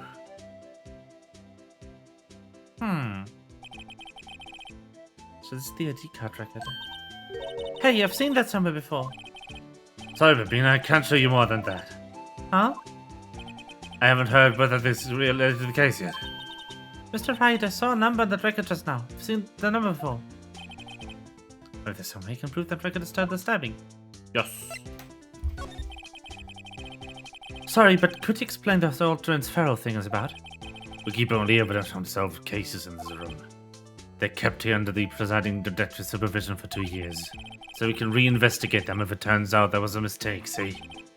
So what happens to the evidence after 2 years?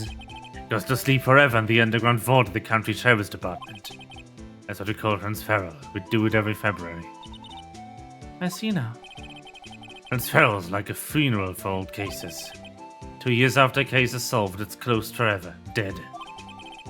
Never to be reopened again, never to be investigated. That happened to SO9 2 days ago.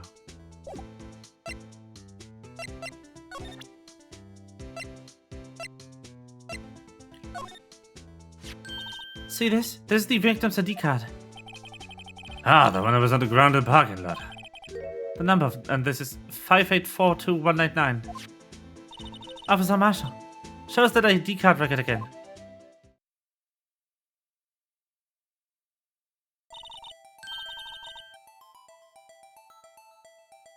Looks the 4th number is a perfect match.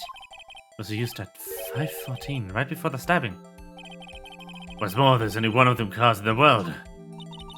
So when the incident occurred, Detective Goodman was in the evidence room. But wait, what did Officer Meekins say? So I entered the evidence room and asked the man to display his ID card. So you asked Detective Goodman to show his ID card. What did he do? That's the thing, son, he pointed a knife at me. If he had his ID card, then why would he have pointed a knife at Officer Meekins? Alright, compadre, do you win? I guess I could give you this ID card record. Ding! Good ID, maybe you could show this list to people with the IDs here. Good idea, Phoenix. Anyway, let's investigate this real quick. Quiet, the investigation must be over here. This is the evidence room. It really is kind of like a graveyard. Given it's not supposed to be of grass and trees, this feels more like a morgue. Nice try, Mr. Wright. You can't scare me. Gumshoe? Yeah. Whoa! Sorry, I thought you were a ghost. Don't worry, comment going on to make a ghost of the head, pal. So it's true what I heard. Righto, please do look like a selfish man. Heck, if anyone asks me, sir, can I borrow $50? I give them $50, no problem. So go ahead, investigate the rooms your heart desire, knock yourself out. Yeah, that's true. So Chief of Police gunned. Will loan anyone $50? Even me! Oh, that's what you were talking about. Actually, I was put in charge of the investigation for today. Just for today? Boss for a day? But guess what? You got permission from the Chief. So now you're the boss for a day. Gee, thanks. First of all, you won't have this.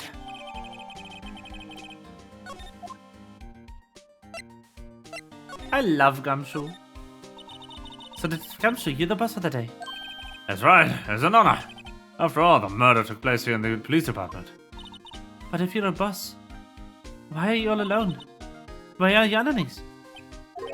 They're using yesterday's findings to prepare for tomorrow's trial. In other words, you got kicked out of the investigation again. I'm adamant, though. I'm going to take control and put this case to rest. The cute detective, yes. Detective. In my own evidence. In my own evidence locker, pal.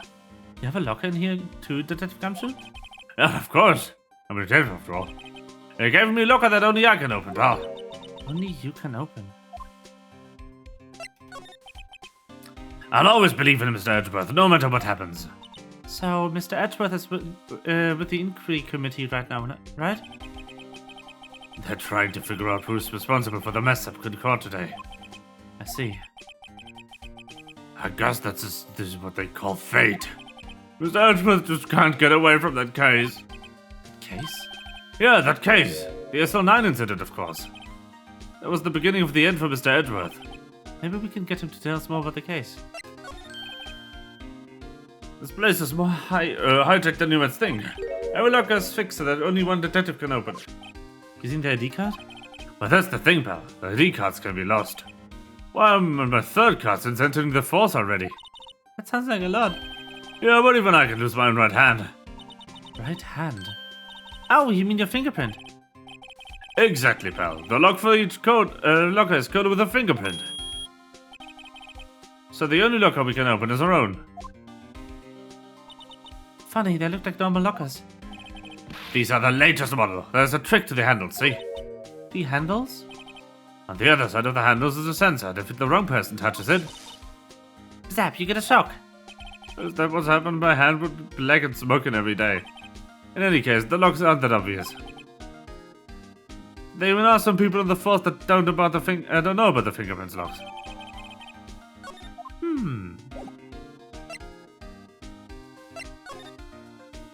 That's interesting. Car door. Man, door hand took car door. No! And touch square in the forehead. But even less.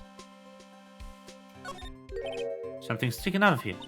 Looks like a shirt. I guess it must be evidence for some case. Wonder if Detective Gumshoe put this here. There you go, pal. Making me out to some kind of slob. I'm responsible for this evidence here. That said, I bet that evidence locker was opened recently. How do you know? If you leave things hanging out like that, the evidence gets dirty or ripped. The guard checks all that kind of stuff and notifies the detective responsible. How many times have I had him breathing down my neck about some silly evidence? Sounds like the evidence. Detective Gumshoe leaves evidence hanging out a lot too. I bet he doesn't. I bet he doesn't tuck his shirt under the trench coat either. You're going to talk behind someone's back. Don't do it right in front of them, pal. No! Be net to him. Evidence lockers not open.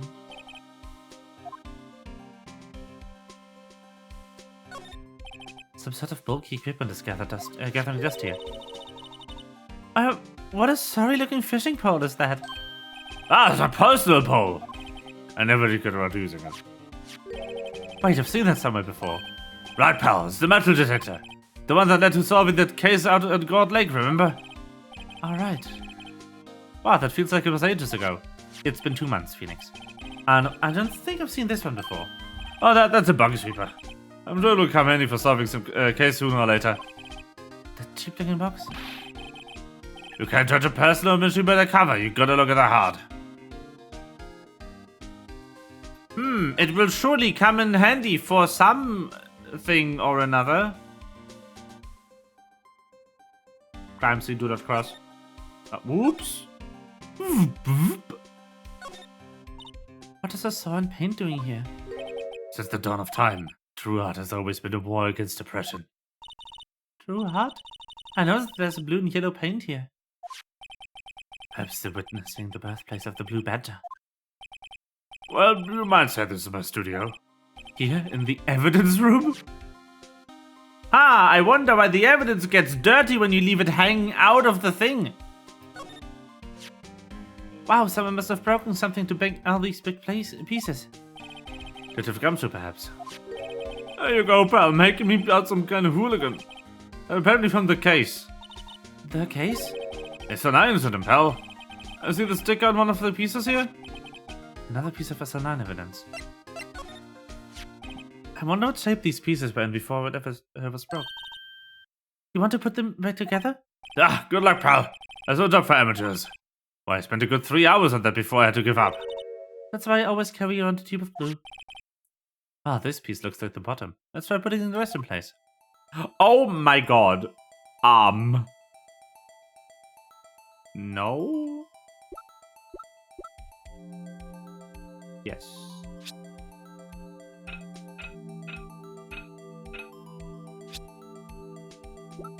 Maybe not. Yes.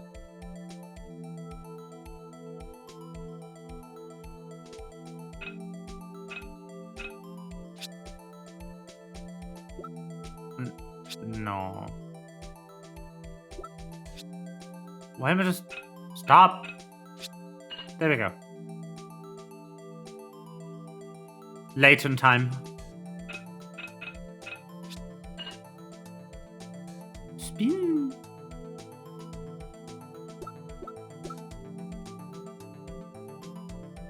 Every puzzle has an answer. Weak puzzle music, true.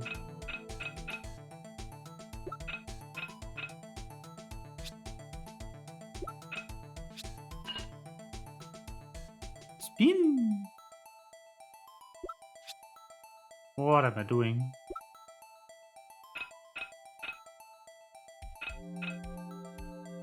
No, this doesn't fit here at all.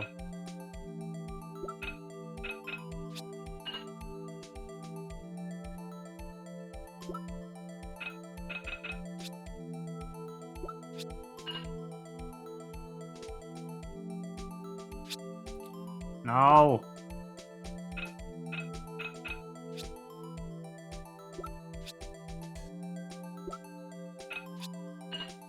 There we go. Yeesh. There's a piece missing.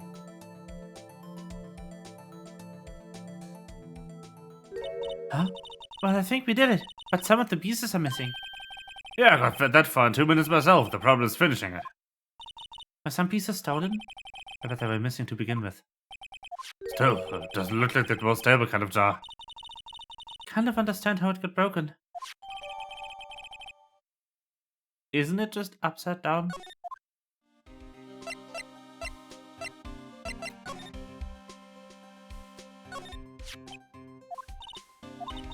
One piece is missing. 2, it doesn't seem that unstable. The one that broke. Sure to remember it next time I make a jar. A jar. What is this, blood? It's a little worn, but there's definitely handprint here. Looks like someone tried to wipe it off. Mr. Wright, what if there are other blood stains left in the room? The luminol! Look, this one's open and the red indicator light above the door's lit. A locker's coded with Detective Goodman's fingerprints. Detective Goodman's locker. Are you sure it's okay to leave it open like that? Well, it's hard to get it open again if you closed it. It's empty. They must have taken the contents elsewhere.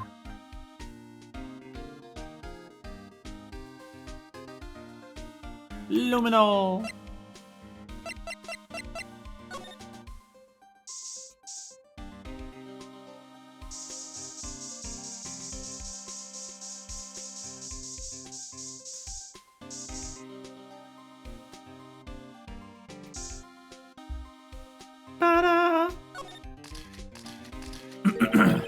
There must have been one massive pool of blood. Never seen anything like it. Not a professional. What's your opinion, Detective? Pale blue blood. Maybe Detective Goodman was actually an alien. This proves that something really happened in front of this locker. I'll make note of it on the floor plans. Hey, if you didn't want my opinion, you should have asked.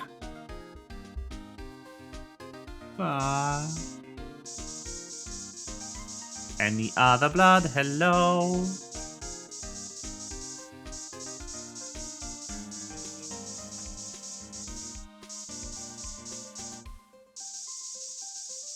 Oh, this is much faster. Just click.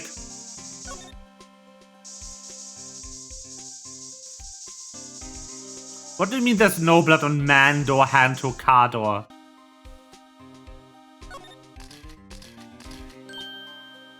Why am I getting a reaction here? There's no reason for the matter to spot it if you fled out the door. This just might be something significant. Hey, that's some pretty amazing stuff you got there, pal. What this? It's called luminol testing fluid. Where'd you get your hands on that? Huh? I had to get some too. There's borrowed $50 on the chief. Where did you get this? Where did you get this, Emma? I was buying my mail order. Well, I'd better jot this down for the follow-up plans. Okay, that should be... let's, before we go, present the ID card record to Gumshoe. Could you take a look at this? It's the ID card record of the people who came in here on the day of the stabbing. Ah, I heard the rumors. So it was Goodman who... Whoa! What is it? The second number! It's not your ID number, is it? Is it, Detective Gumshoe? Mr. Edgeworth. What? The second number on this list belongs to Mr. Edgeworth. What? What? How would Edgeworth have come to the evidence room? What the fuck? That's stupid. Why was he in here?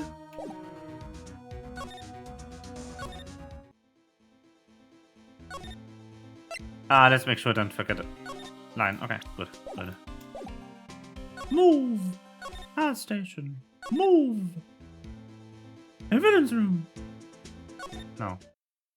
Move! Criminal Affairs Department. No. Move! Detention Center. Present.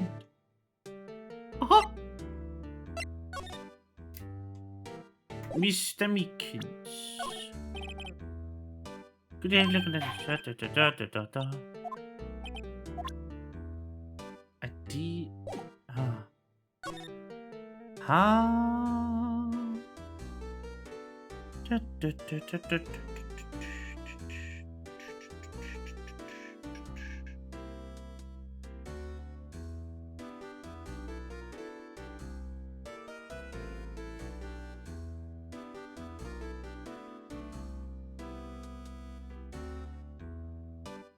ID. Oh, hold on.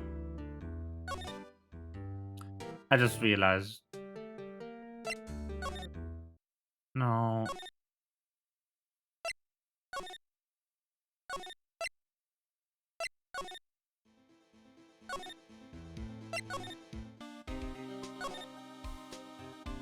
I got a reaction from the luminol on the handprint that was visible, but I don't think it was noted down. Yeah, okay. There we go. Someone's right handprint. What? What's the matter? This locker is mine.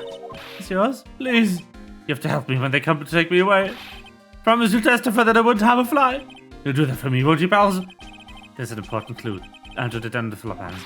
I'm counting on you guys. Believe me, you can't trust the police. What? But you are a detective.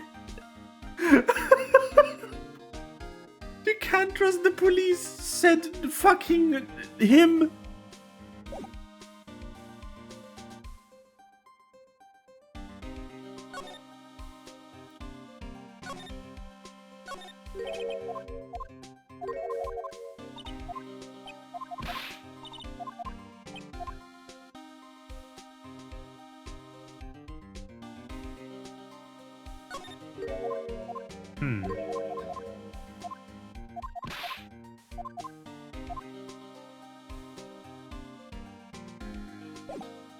Okay. Can't figure out whose locker this is. Sad. Move. I mean, I guess by now Edgeworth has to be back, right? Right? Move.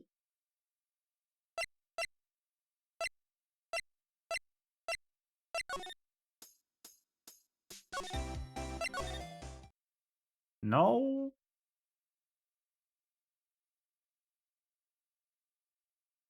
I'm missing something again.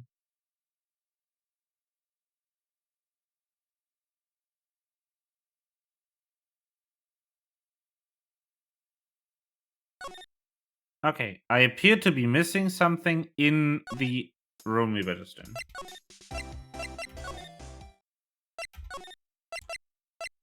Because it is too cluttered. Evidence room. Examine. Oh, okay. Someone left a glove here, but only one. Did it come to maybe? There you go, Paul, making me some kind of absent-minded detective. That's evidence from the case, you know. You mean SL9? It does have a tag on it. SL9, no. Move, guard station, move. Outside, move. My office, move. Anything here? No.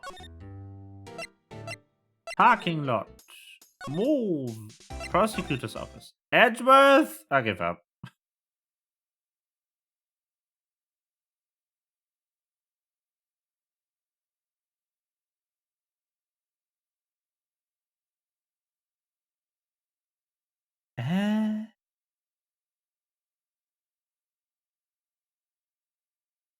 Oh! Wow, I forgot. Okay. Move! Why does this have to be so many screens? I completely forgot to show this to him. Detective Goodman's note and the switchblade with the knife. I bet Edgeworth was the most surprised of anyone. Taurus has been summoned. Oh no. Because of the SL9 connection. That was Mr. Edgeworth's first big case, you know, 2 years ago. It was the first time the world knew Edgeworth was a man to be feared. But why would evidence from that case turn up now? I guess it's over, pal. Maybe there are some loose ends left in this case. Thank you. Now there was a bloody violent case. Violence, so it was a murder. A serial killing. A serial killing? Maybe I don't want to get involved with this after all. But the killer made a mistake. Master Edgeworth built his case around that to nab him. And this was 2 years ago. I put Mr. Edgeworth right in the spotlight and started a rumor mill. Rumors, but forged evidence. Was supposed to be all cleaned up with the transfer the other day. But the last job he ever did. Detective Goodman, that is. Huh? What do you mean? Detective Goodman was the detective in charge of the SL9 incident, see? So that switchblade knife. The victim took the knife at the evidence locker himself. Hey, pal, look at the time. Was there something you needed to begin to do? I was just Mr. Edgeworth's inquiry committee should be letting out soon. I'm going to give them a report for today. Might help, you know. Report? You mean the note written on the back of that flyer? Well, this is nothing but no problems. Hey, it's Mr. Edgeworth we're talking about. I'm sure you can use a report like this. And believe in him. Who needs enemies when you've got friends like Detective Gumshoe? I'm off, pal. Later. Bye. Finally, we have unlocked the edge. Move.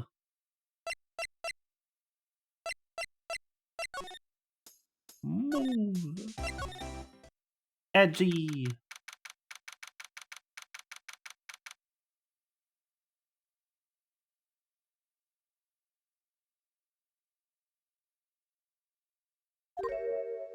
Hello? Guests, my apologies. Oh, it's you. Have we met somewhere? Huh? Mr. Edgeworth, I beg your leave. So long. Is Edgeworth here? There, standing by the window, a teacup in his hand. Miles.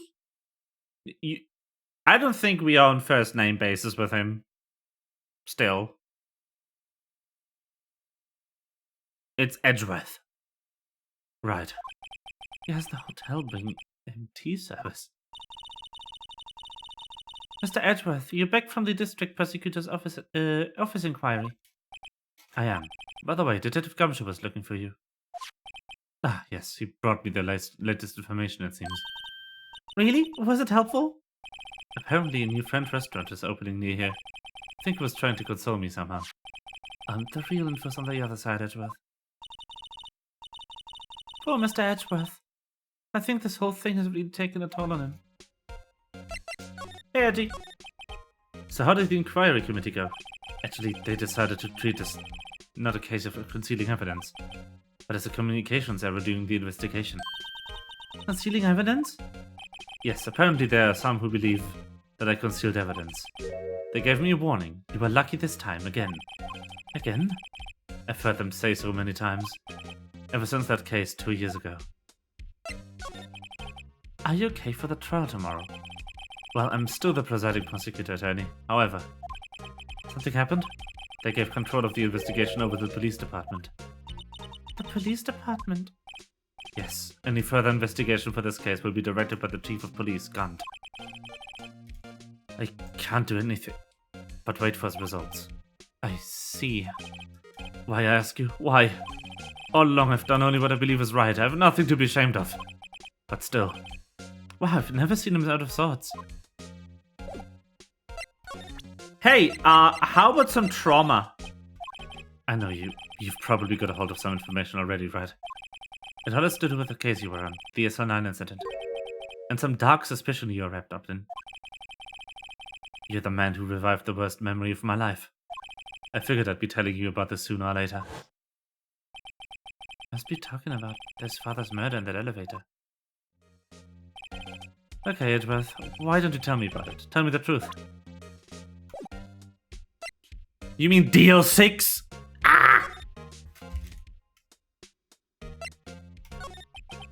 The SO9 incident was a heinous serial killing case.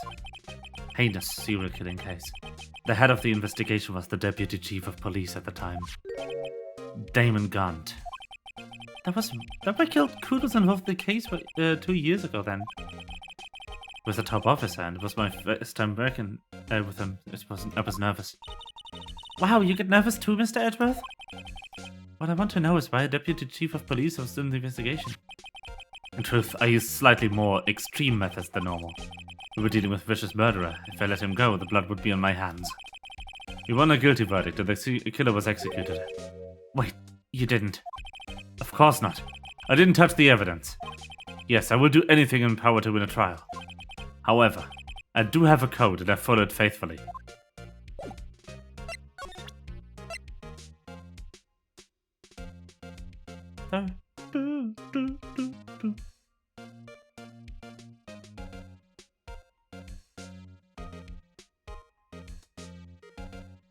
Okay, that's slightly random.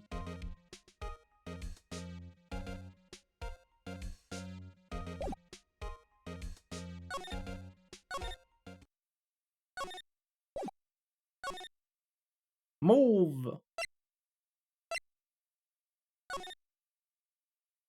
But apparently, and I don't know how I would have figured this out.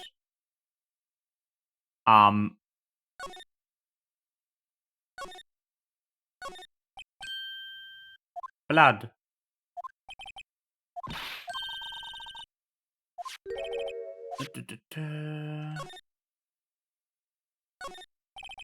Piece of white cloth.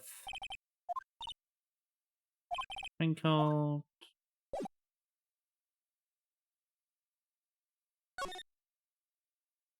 Huh?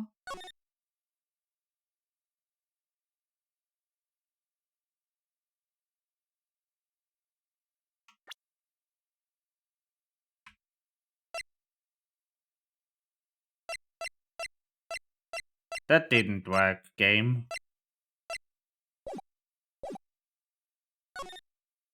Okay, hold on. Something is not right here.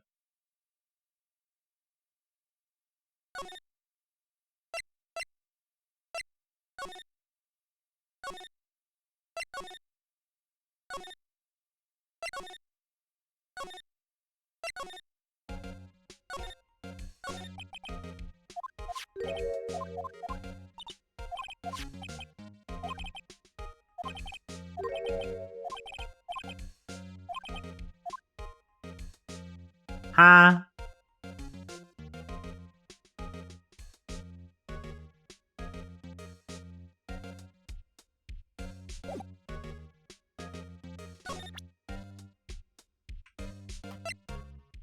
Alright, I should give him this. Alright, I'd better take this now.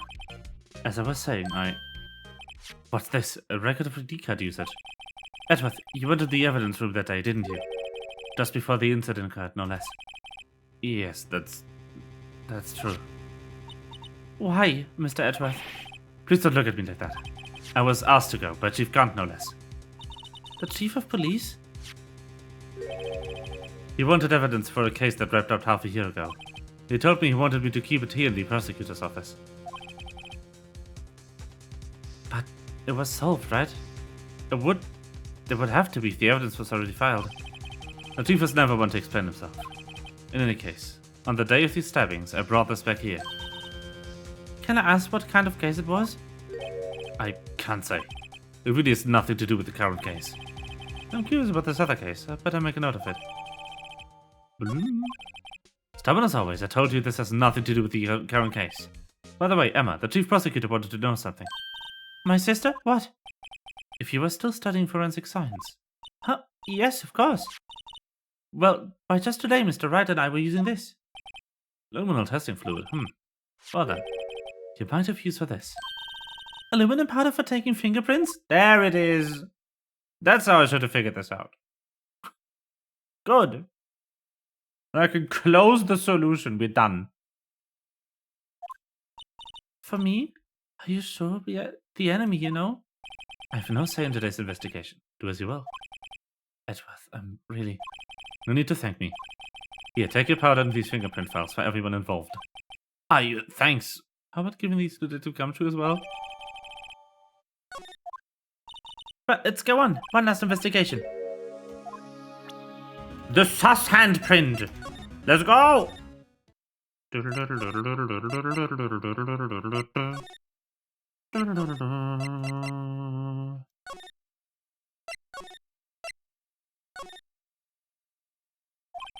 Investigation turned as a suspicious handprint. Here, there's blood on the detective's evidence locker. Whee! Right, let's get started. First, choose a finger. A finger. Each finger leaves behind a slightly different finger imprint. So let's choose the finger that will have left behind the clearest print. I really can't tell the difference at a glance. Quit procrastinating. Pick a finger. Thumb? Okay, now it's time to check for prints. Let me show you how it's done. Emma started with that sparkle in her eyes. First, we sprinkle the aluminum powder around. Huh? How do you do that? With the enter, see? Ah, it looks like it did the trick. The aluminum powder, once the powder is well spread, just blow away the excess. Huh? How do you do that? With the E! Exciting, I know. Wow, that's a lot of fun. Just put the powder on thick and blow away the extra. Those are the basics of fingerprinting, Mr. Wright. Ooh.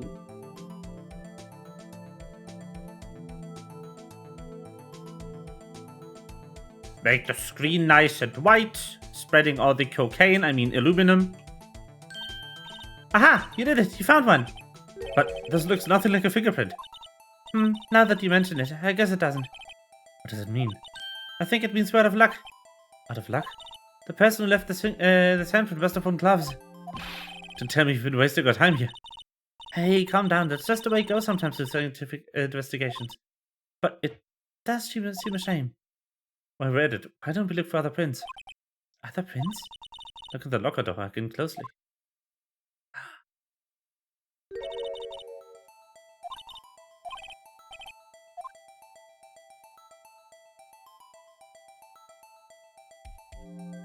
Cocaine, aluminum, why not both? Cocainium.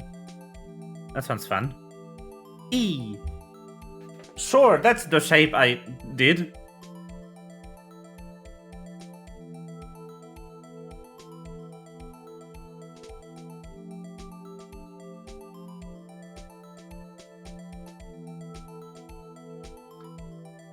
Try one of the other fingerprints. No, why? Was this not enough? Do you need more?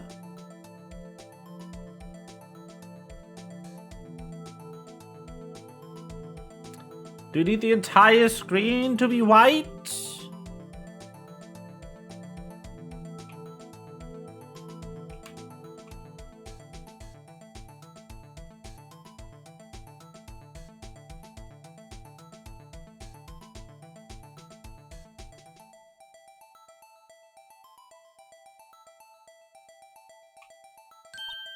There we go. Dazzling. Anyway, this print took a lot of effort to find. Let's match it up right away. So it's quite a process. Well, there's no point in finding a fingerprint and not knowing who the owner is, right? I guess she's right. Ding! The bloody handprint and the fingerprints are in different places, right? That means the prints probably won't have anything to do with the case. So whose fingerprints were the most likely found in this evidence locker? Gumshoe!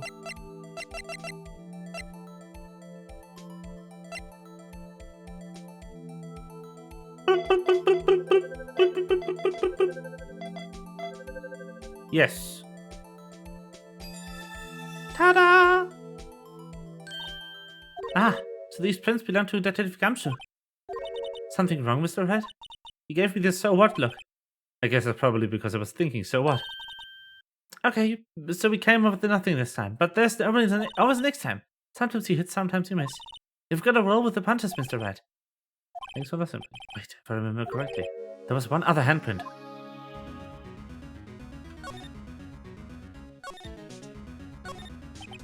This is where we got the illuminal fluid reaction, right? Right! There was a handprint here! Okay, want to try using this? There we go, her eyes sparkling again. Yes! We only end up finding using cameras. Any prints that area will have been wiped away too. Oh, right. So that means no prints. Would you say the probability of a hypothesis is high? Don't ask me. Anyway, we must try to find prints that weren't wiped away. Prints other than the ones left by the bloody hand.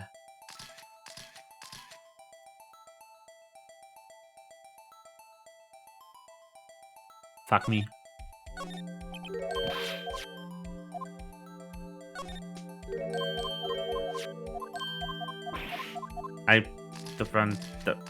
Send. Yes, I'm send.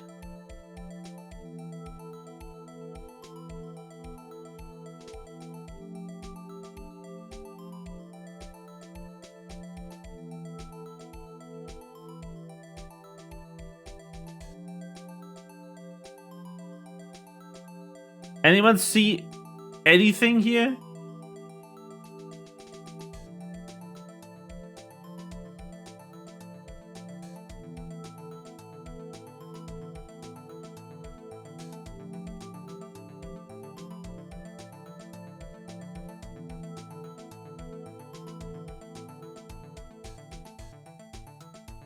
Actually, please send in this case. Very good.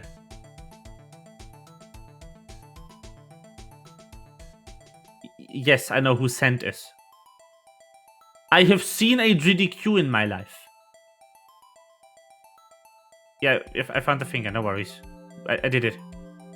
I did it, chat. The snake has smarted.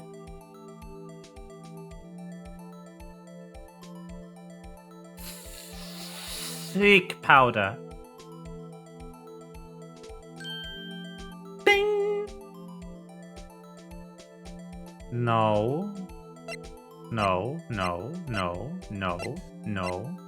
Yes.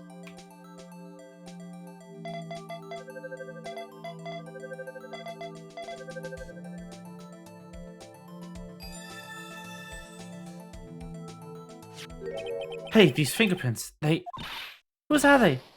Whose? Is it someone I know? It's Officer Marshall. Huh? Officer Jake Marshall? Ding! That's got to be coincidence. He's not involved in the crime. Emma. That's decidedly different from Detective Gumshoe's prints. The luminol reaction, the blood and the fingerprints are in the same place. Oh. So for Jake Marshall's fingerprints.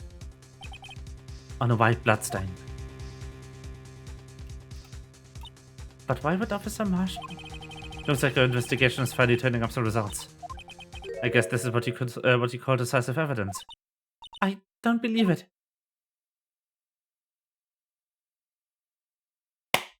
Finally! Well, that took twice the time I wanted it to take.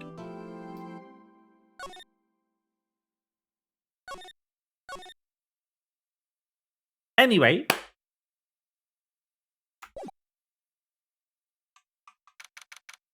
That will be stream. Stream over for the day. Titelskren. Yes.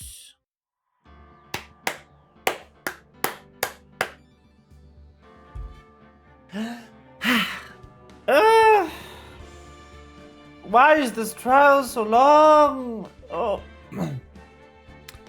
Oh my god. Anyway, I hope you've had a good time watching Snake struggle in Ace Attorney.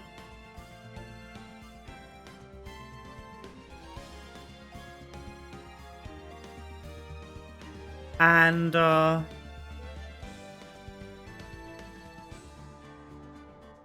I will be live again on Friday playing some game. I don't know what game yet. Schedule says another Eden. Maybe that'll be it. Maybe that won't. You will find out. The goodbye boops. Thank you for the boop. I will boop myself. I've booped myself. Very good. Well.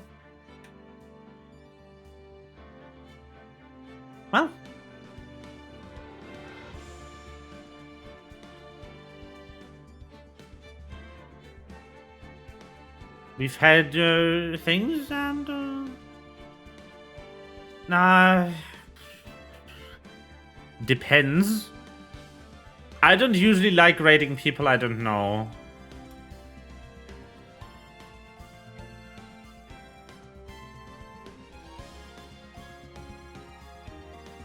Also, a user by that name doesn't exist.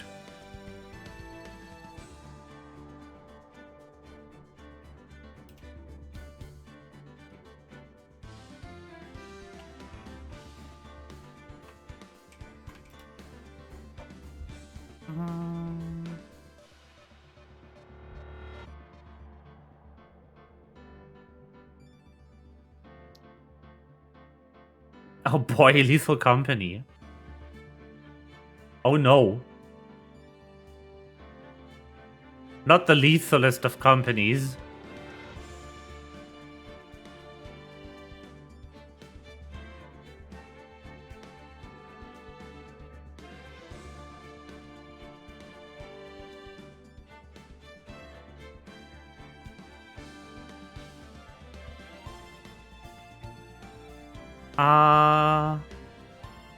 Let me see. Either we raid there or we raid Lumi.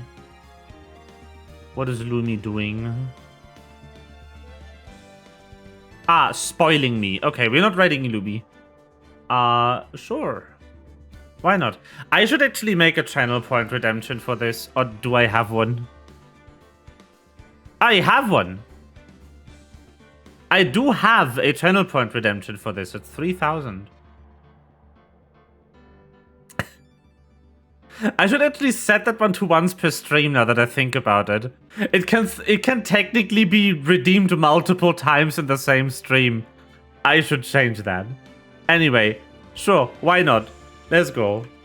Let's raid. As per usual, it is Snake Raid.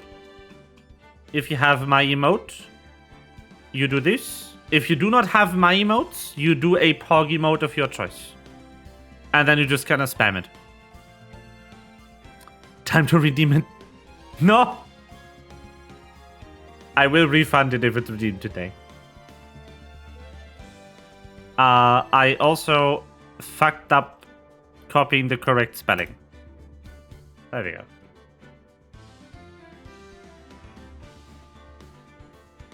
The raid has been created. Let's go triple their view count. Pog.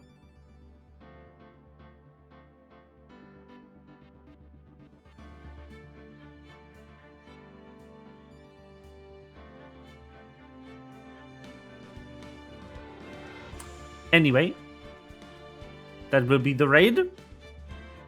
And I hope you've had a good time. Bye-bye.